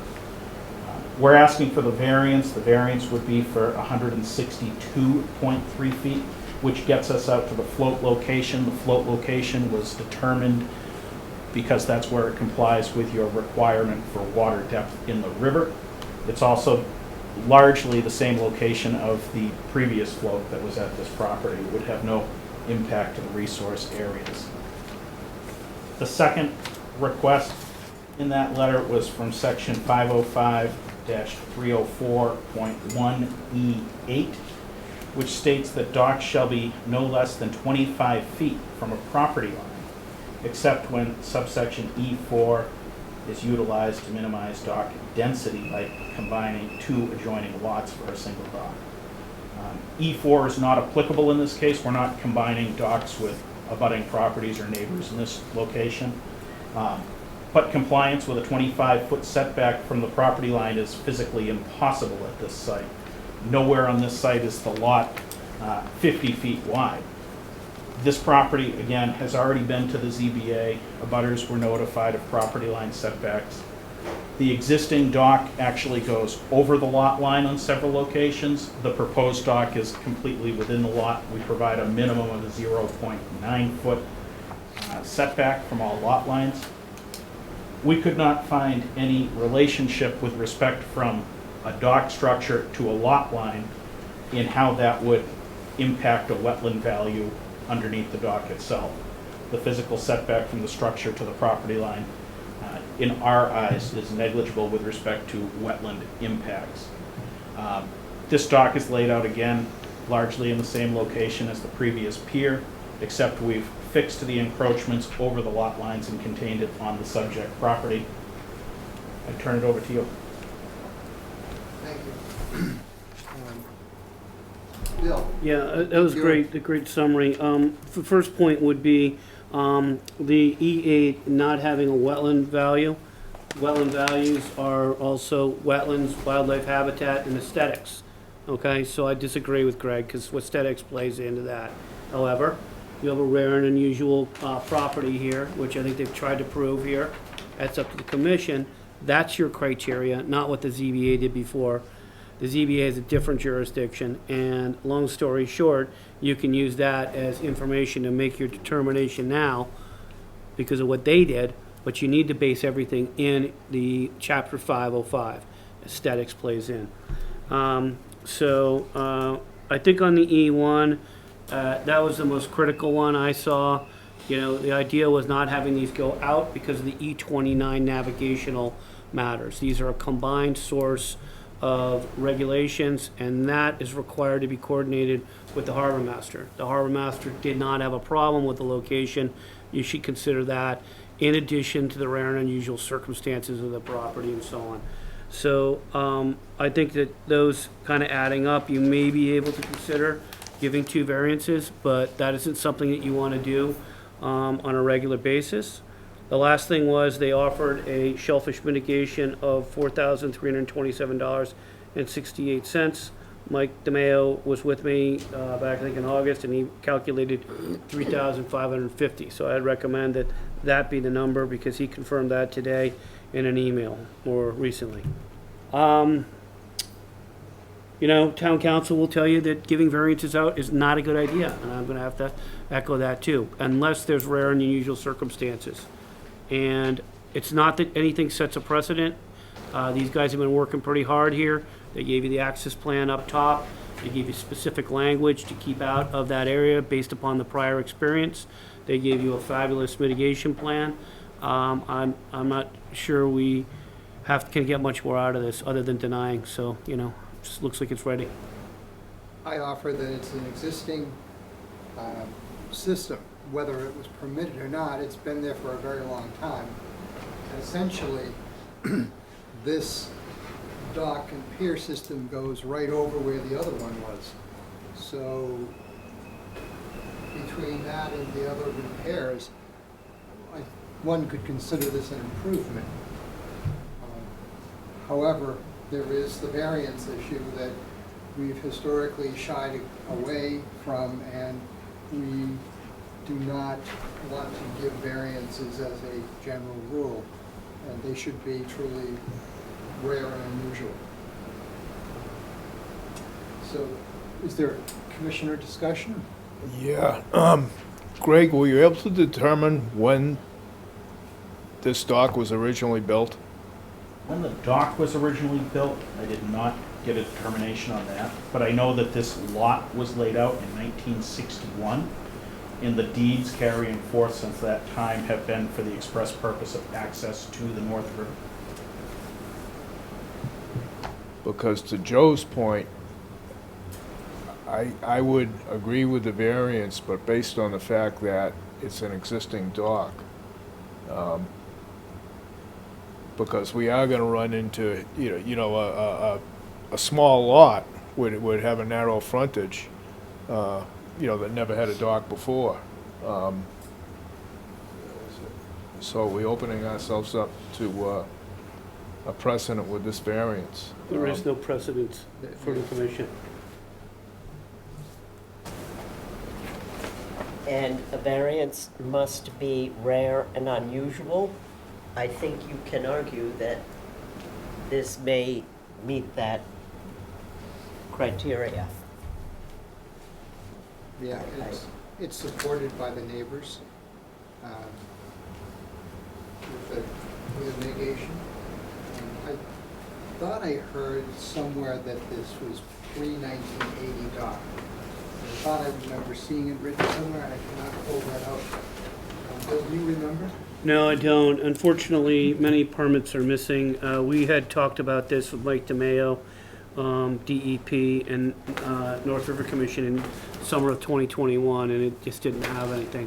That is why they filed an after the fact. So I would say that cures that problem. I think maybe there was an aerial photo from 1980 and it was existing then. The earliest photo that I see on the Mass GIS website is dated 1990, and it's clearly visible in that photo. Any further commissioner discussion? No, I think we want to capture that in our minutes, though, that dock did exist. In photo documentation? Yes. Yeah. Do you have that for evidence? Or are we kind of recalling that? I'm pretty sure we can go and find it, but What are you trying to achieve here? Because maybe I can give you a DO special condition, but what is the goal? simply to show that it pre-existed. Is that a value? I tried to give you a different way of looking at it. We did the after the fact because it was unpermitted. So it's currently permitted. Getting permitted for the after the fact Yeah. and for this. This is what we try to do when we can and be flexible. We get criticized for it also. Has somebody paid taxes on the dock? Probably because the taxes were paid on the property in order to get to this stage. Somebody would have had to pay them, I'm sure, at some point in time, because if they were, outstanding, they couldn't get this far, and they've got that cleared. They had to have a butters, DEP number, and taxes on NOIs. And you should be good on that. Give it your Dodge. Oh, I think Ken's point is there, you pay a property tax on a lot, but then if there's anything on it, you pay more. You pay more. Yeah, I gave you the after the fact NOI approach, so, and they paid the fee. So, indication of agreement that it was there, is there, and it's a permitted dock. You want me to make a statement, a commission note on the DO special conditions Yes. that an unpermitted prior dock existed, leading to an after the fact notice of intent that was approved on these orders and conditions, period. Okay. Get all that? Is there any audience discussion? Any online comment or discussion? Seeing no hands.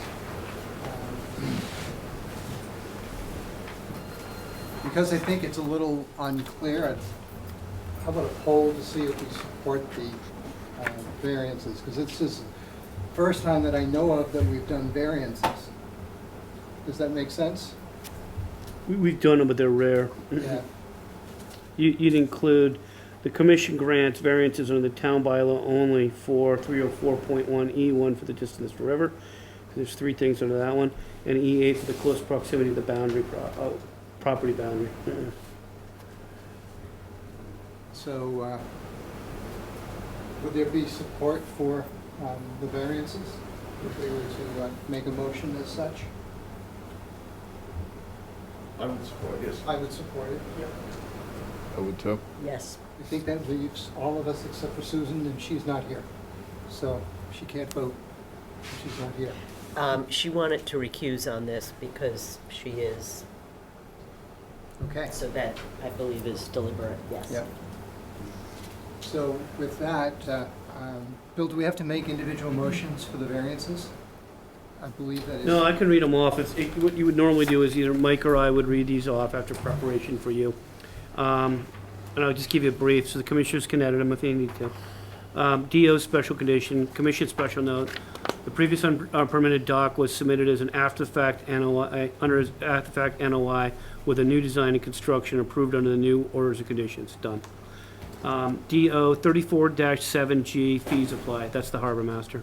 So if they bring a float up and they hang out too long and they do what's called wet storage, then the harbor master has some leverage and he doesn't have to go it alone. This has been approved years ago with the commission.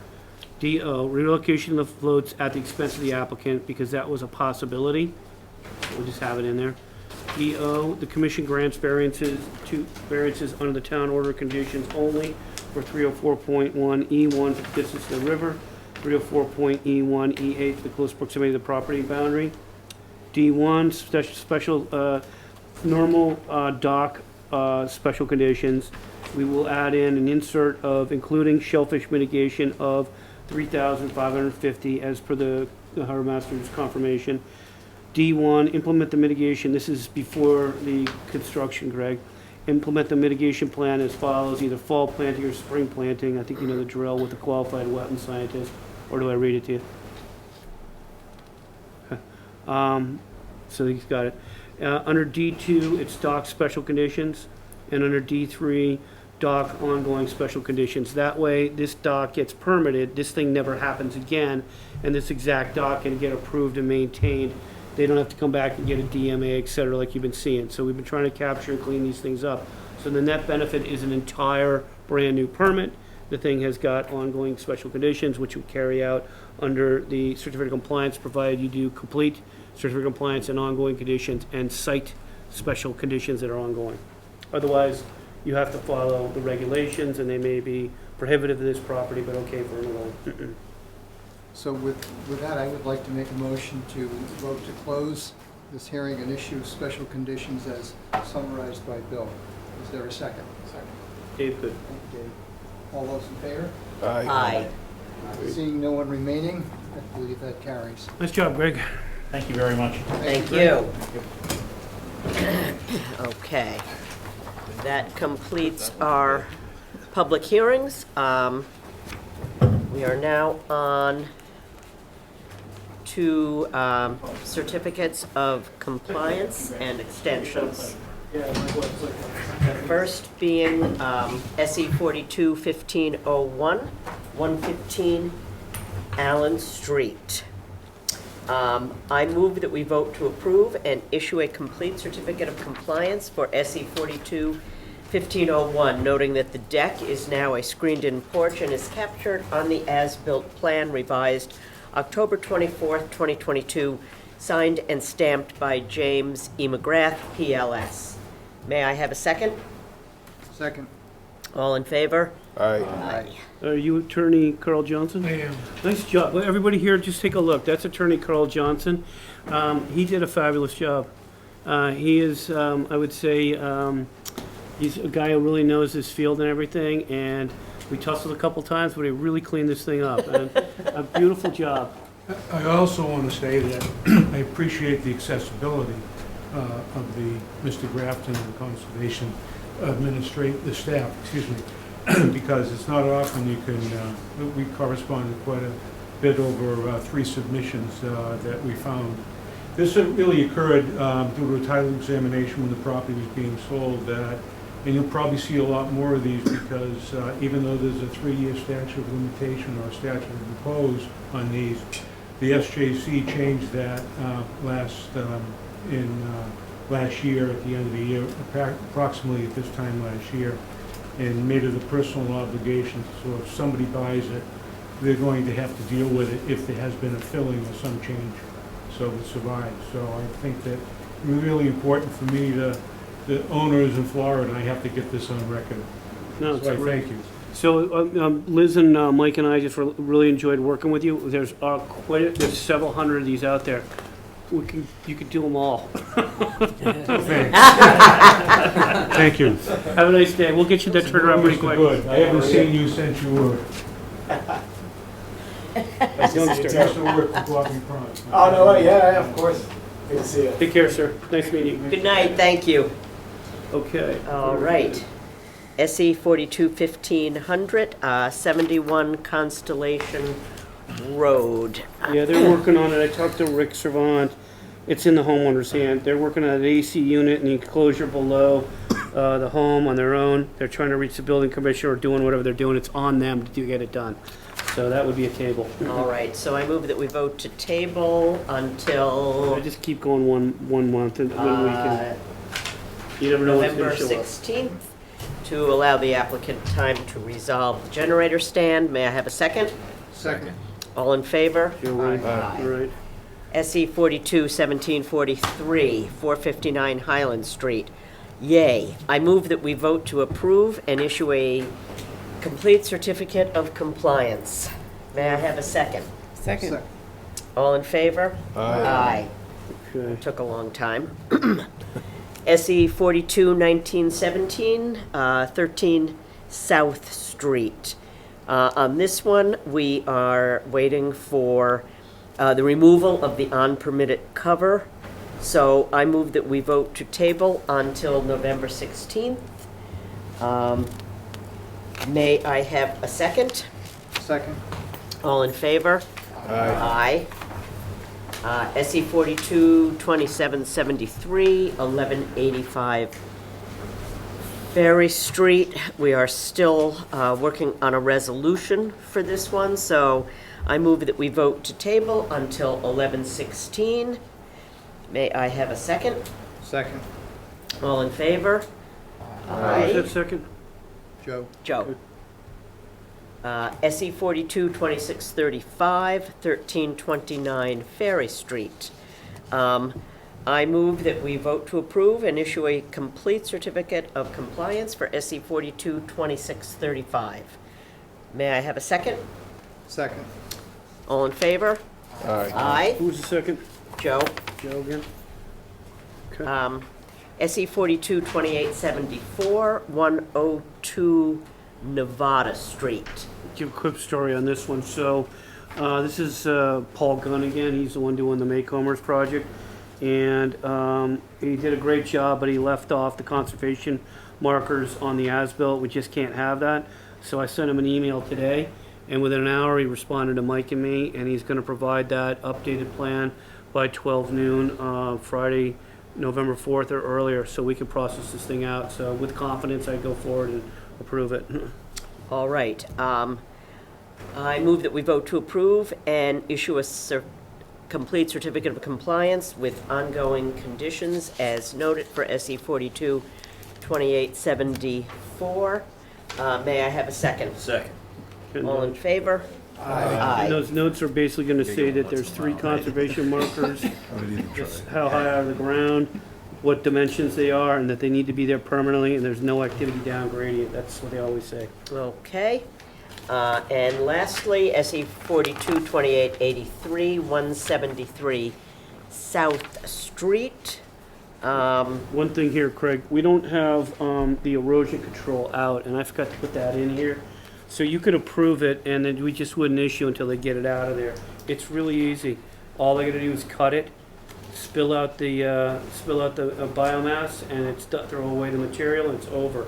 So I put in, you know, issues are after, okay, evidence that the ECB, erosion control barrier, has been removed. Okay, so I move that we vote to approve this certificate of compliance with ongoing conditions pending the removal of erosion control. May I have a second? Second. Joe? All in favor? Aye. Okay, the Moylans are here. I just want to, hey, you guys, can you hear me okay out there? Karen and John? Yeah. Okay, Yeah. so here's what you're gonna do. You're gonna take an X-Acto knife or equivalent, rip it down the top, okay? And pour this stuff out, and then either let it sit in there or spread it out or whatever. It's the easiest way to get rid of it. The stuff's heavy, especially when it's wet, okay? If you let it go forever, there might be plastic in there. It's not a good thing, so get rid of it, okay? And then take a picture and get back with Mike Seeley and ask for your COC, okay? Will do. Very good. Thank you. Thanks a lot. Thank you. Thank you. Adios. Okay. Take care. Appreciate it. Thank you. Good night. All right, now we are on to enforcement orders. Okay, so 219 Ridge Road. right, I prepared the enforcement orders you asked. It's pretty straightforward. We'll sign, you can sign it tonight, so it's ready. And basically, they have the choice of either full removal, and then going with coir logs, because they said they wanted to shore up the property, and that would be a legitimate means to do it. It's been done before. Or take the material out and do plantings, because plants will also do really well, high tide bush, etc. And then if they have anything else, we'll deal with that. They also have unpermitted activities that probably should come back as an after the fact of some kind. And they got a shed, they had a boat on the tidal flats, they had a fire pit, they had a walkway. They used to have 25 the markers. They need the markers to go back in, capture that under the after the fact order conditions separately. It'd be easier to do it that way, you know. Okay. Yeah. So for tonight, I move that we vote to ratify the enforcement order 22-02. May I have a second? Second. All in favor? Aye. Aye. And, okay, 45 Winslow Street. Yeah, Mr. Tobin's here. Mr. Tobin is here. Okay. This is a lively chat. So Mr. Tobin and I have been talking a lot, getting to know each other. So, Mr. Tobin's, added in the trees, and he's got the trees. He's trying to add the stormwater conservation. He's not getting that one. Go to DPW on that one. But we do have to have a some form of allowable usage for him, And what I had kind of proposed was this, was to Mr. Tobin, can you work your way out of it before he went with the paper street, brought in town council, which changed the flavor of this and so on. Town council wants conservation markers of some kind up. It's green and white along the side where we have the property line. Let's see if we can find that thing again. With the paper street, and on the rear of the property, in the rear we have both things. We got a wetland, red and white conservation markers, and we would have green and white. Now you can see there's a white box in there. That's a structure. Mr. Tobin told me that's a shed that's kind of coming down. He's working his way out of it. Can I see that mark, that thing in a second? Mr. Tobin, can you tell me what is this thing right here under these trees? Is that something too? That there? Yeah, is that something? A beehive maybe or something? I don't know if that's Joanne's shed. Yeah, all that's got to come out. Everything here, because he's targeted this is this is jurisdictional boundary and conservation land. So that's going to be 1 year from now cleaned up, okay? And it'll have markers along here. Now this over here, I thought 36 months was going to be good for you to get it under control, right? Okay. Okay. And then by then you may be selling the house. You're going to need a COC also to close out the old order conditions for that addition.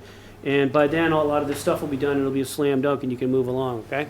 All right, so keep nicking it away, and keep reporting into the Concom with annual monitor reports. So that's I'm working on cleaning it up, and that one that goes over the green line, I'm in the process. I got most of the stuff out of there. I'm hoping the next couple weekends that's going to be gone. Yep. And it was just a portable shed that I had. Excess equipment that was just bulging at the seams, and since sold a lot up because I'm getting older, so Aren't we all? I don't need as much work as I used to, so I'm working on it, and I've been, in touch with Bill a lot, so. Bill, when you were scrolling through, did you have a surveyed plan there? No, what I got is, so here's what we got. We had an old plan. I don't know if we have it here, unless it's at the end. Did you put it in the end, do you think, Mike? You just went past something. Yeah, you like that, huh? Let me go to the back here. We're at 27. Survey plan. Yeah, I think you have it on the Google Drive, Bert, and it's an old plan for the COC for this. Okay, where are we going with that? Bert? Well, didn't Bob Galvin want you to get it surveyed? That's a different thing. That's a great point. So I was also directed by the commission to do two things. One, send an email, which I did tonight, but I'd already been talking to Mr. Tobin, so I feel like he didn't even need it, but I did it because they wanted me to. And then the second thing was to send Bob Galvin an email asking him if we could tap his conservation fund to get the survey down. Because if we have to do this everywhere in town, we won't have money to do it.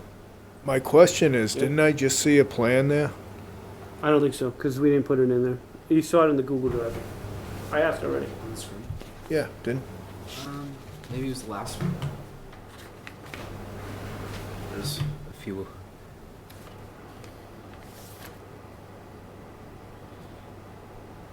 That's not it. But I think it's on the Google Drive. That's where you saw it. And you're right, there is a plan, but it's older. It's like a 2010 or no, it's older than that. It's like the 890s or something. So Well, it's not great if it's quality. got his house on there, you should be able to. Well, He doesn't have know. any costs on the markers. We're trying to get town council to survey and post the markers. That's what we're trying to do. I told Bob we don't have the money. And, we didn't want to put it on Mr. Tobin either. So he said, well, I have it. I'll look into it. I'll talk to Mike. So there's an email to Mike Seeley, Mike Moresco, Craig Hannafin, and Bob Galvin. See if we can get that going. We get that survey, those two lines. We've got the markers. They just need to put the posts in and done. But he needs to take his stuff out, and he's working on it. So he's got 12 months to the rear and 36 months to the side over here, and that should be plenty of time for him. I have to excuse myself to use the restroom, sorry. So you're good with those times? Yes. I always thought it was a paper road. I didn't know the town acquired it, and I've tried to take care of it. There's vines that grow up the trees, and I usually trim those twice a year so they don't choke off the trees. So I try to, I use that one spot next to my driveway, but the rest of it I try to keep it natural, and the vines that try to choke off the trees, I've trimmed them twice a year so that they don't kill the trees. So that's about all of them really done with it. I don't know if I should still, I usually trim those vines this time of year and then early spring. Well, we're supposed to let it naturally rejuvenate on both sides progressively, so you get more flexibility on the side than in the rear. So get out of the rear as quick as possible. Yeah. Stop cutting it. I get it, it's gonna go wild, but that's the way it is. Okay. It's, you brought town council in, I don't have any flexibility. Mm-mm. One less chore. Yeah. Yeah, I was gonna ask town council if there's, any ways of acquiring the street. You can't, I've already done that with a lot of different things, that's just gonna make it more difficult. What's that? We don't sell conservation land, and we've explored that. The only thing was the license, I don't think the commission likes that, so they're giving us allowable usage as per town council. All right. Okay. No further action All right. at this time. All right, thank you. Thank you. Good night. I'll send Mr. Tobin a letter memorializing this, and Yes. then another one to find out about the support for the markers. Okay. Yeah. Good, well said. Thank you. Thank you. All right then. Okay, 257 Oak Street, the Weymouths, SE 422908. I know they are on here. So we have come up with what we hope may be a solution here.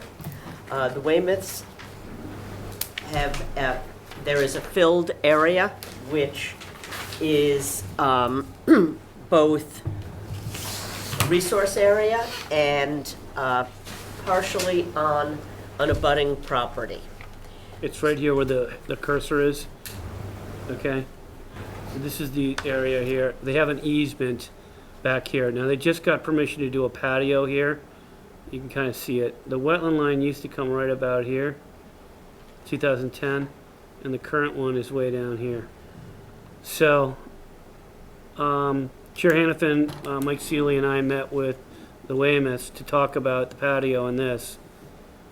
And they, on their own volition, thought, well, we have a life-changing event going on. We would have done the work ourselves. There's a lot of money involved in the engineering. What if we make a mitigation fund payment or something? I said, well, we'll consider that. It typically has to be rare and unusual, but I note that I'm not asking for it. Nobody is. And so they wrote us an email, and I forwarded that to town council, and then Chair Hannafin and I and town council thought about it, because once it's presented in front of you, it's a little different than when you're talking about it. And this isn't a salt marsh. This is a bordering vegetated wetland, and there's an intermittent stream that runs along in here. So town council was not in favor of the payment mitigation, and neither was Chair Hannafin, and I gotta say, I agree. So we were stuck, and I started thinking about it with town council and Chair Hannafin. And it's possible a portion of this area was wetlands based upon Chapter 505, which would have been native and not covered at the time. And it would have been the right thing to do to follow the wetland plants. But that doesn't meet the criteria of the state, which might have drawn it back further. So I had proposed that perhaps in this case, because it's a bordering vegetated wetland, and the plants can go up gradient into the upland environment, that it would be worth exploring with soil surveys and get a report on that to find out if there was hydric soil underneath the fill. That means you have to go down deep enough to get the hydric soil surveys. And if that were the case, we would be able to delineate where the true wetland line is and the true buffer zone line is, and the commission could have different levels of requirements for restoration in those two areas. Wetlands, 100% 2 for 1, and buffer zone completely different. So, in other words, the first step would be to get a delineation in here, soil survey with a qualified wetland scientist, and get a report to the commission. And I had proposed that be done and report sent into the commission by 12 noon, December 14, 2022. This is a whole lot better than having them go out and get an enforcement order, which means that I'd also have to enforce on this gentleman who's in a nursing home right now. And this gentleman here now, who's the property in question, has got a life-changing event. So this is the closest thing we can do to slice and dice this and figure out what's really going on underneath that fill. If it's all fill and wetlands, then they might have to do mitigation somewhere in the property, and that's gonna be pretty tough. So I think it needs to be delineated so that you then have the information, and then you can apply the requirements of Chapter 505 and 310 CMR 10.0 in order to bring it into conformance. Some of it might be able to stay, and some of it might have to come out. You know, and if we could reduce the scope of work by doing the soil survey, that would help them out a lot. And they also have some playground equipment for the kids. They don't have a ton of back space back there. You can see the lot is very sharp up here. It's cliff kind of. It's very, very intense up here. So it's unforgiving. This is the area that they moved into. They purchased an easement because this was too tough to move on their own property. And I get that, but now what's happened is we've drawn in two parties, and town council said, if you enforce, you have to enforce on both parties. And I think the soil survey is the best option, since the mitigation funds is not an option at all. And that will then let them get to a place where they know what they're facing. The commission can then make the determination and apply the regulations. And that's the best thing I think you can do. Town council, I was able to talk them into that. I was able to talk Chair Hannafin into that. Mr. and Mrs. Weymouth, do you have anything to say that you'd like to say? I mean, no. Is there any way, I mean, by December 14th, I don't know if we'd be able to get it done, the surveys by then. So you for had, Thanksgiving. you had Craig, two, are we well, you had concerned with the two, deadline? No. I'm not concerned with the deadline.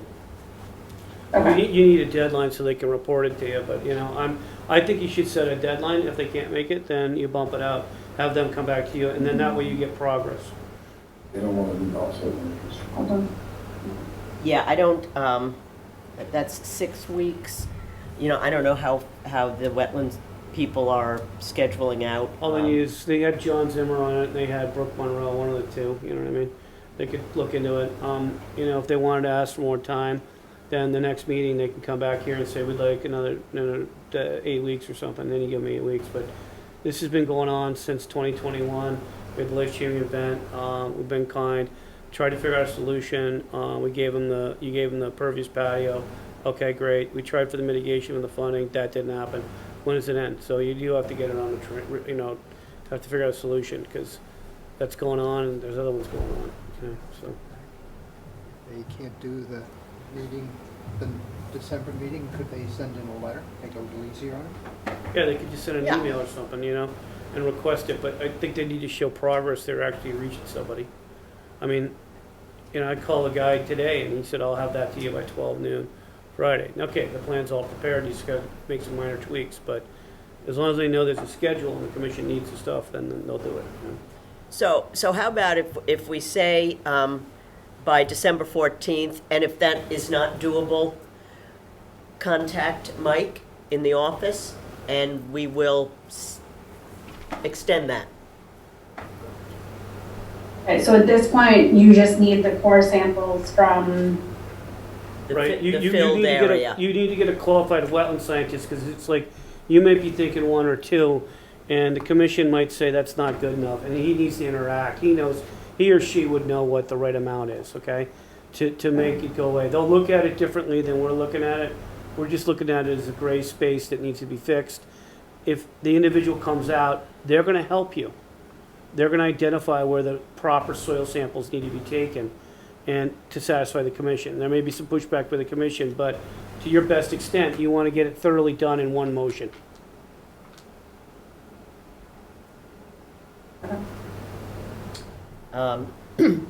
Any commissioner? No, Comment? I think we can work with them, though. Yeah, I think so. We will. All right.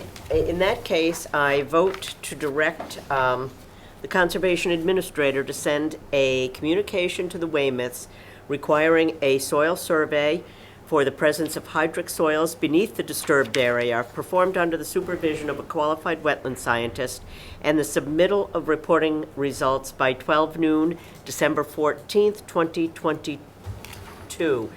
Notably, the actual restoration will be based on the findings of the report and the Commission's subsequent determination. May I have a second? Second. All in favor? Aye. So you'll get a letter from us here, and, you know, I will repeat, if that deadline is too tight, let us know, and we will accommodate that.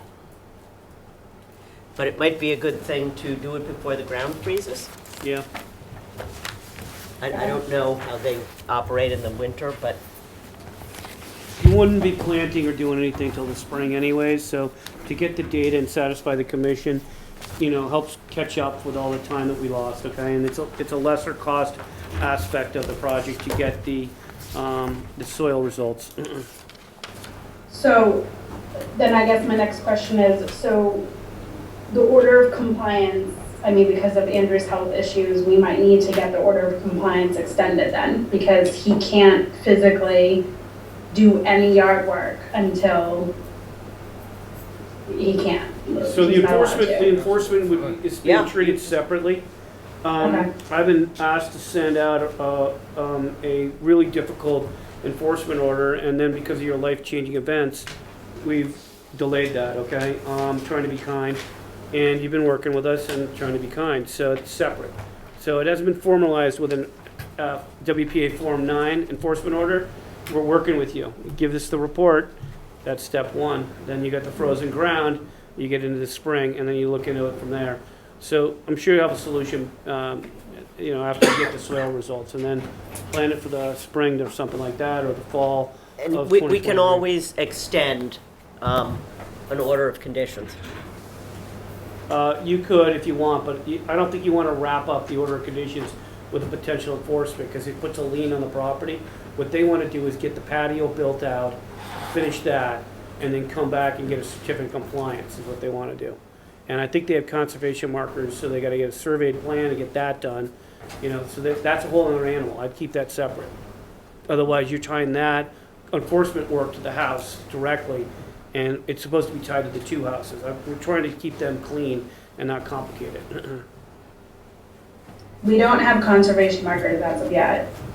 I don't know if they're on your plan or not. I'm not looking at a plan, I'm looking at an aerial. So if there's conservation markers on the plan, which I highly suspect there were, then there would be conservation markers permanently required, okay?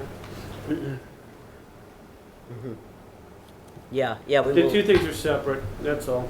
The patio and the house are one thing. Okay. All right. Sorry, we tried on the fund, it Yeah. didn't fly. Didn't go. Okay, I move to close the Marshfield Conservation Commission meeting of November 2nd, 2022. May I have a second? Second. All in favor? Aye. Ken Dodge, I think. We are adjourned.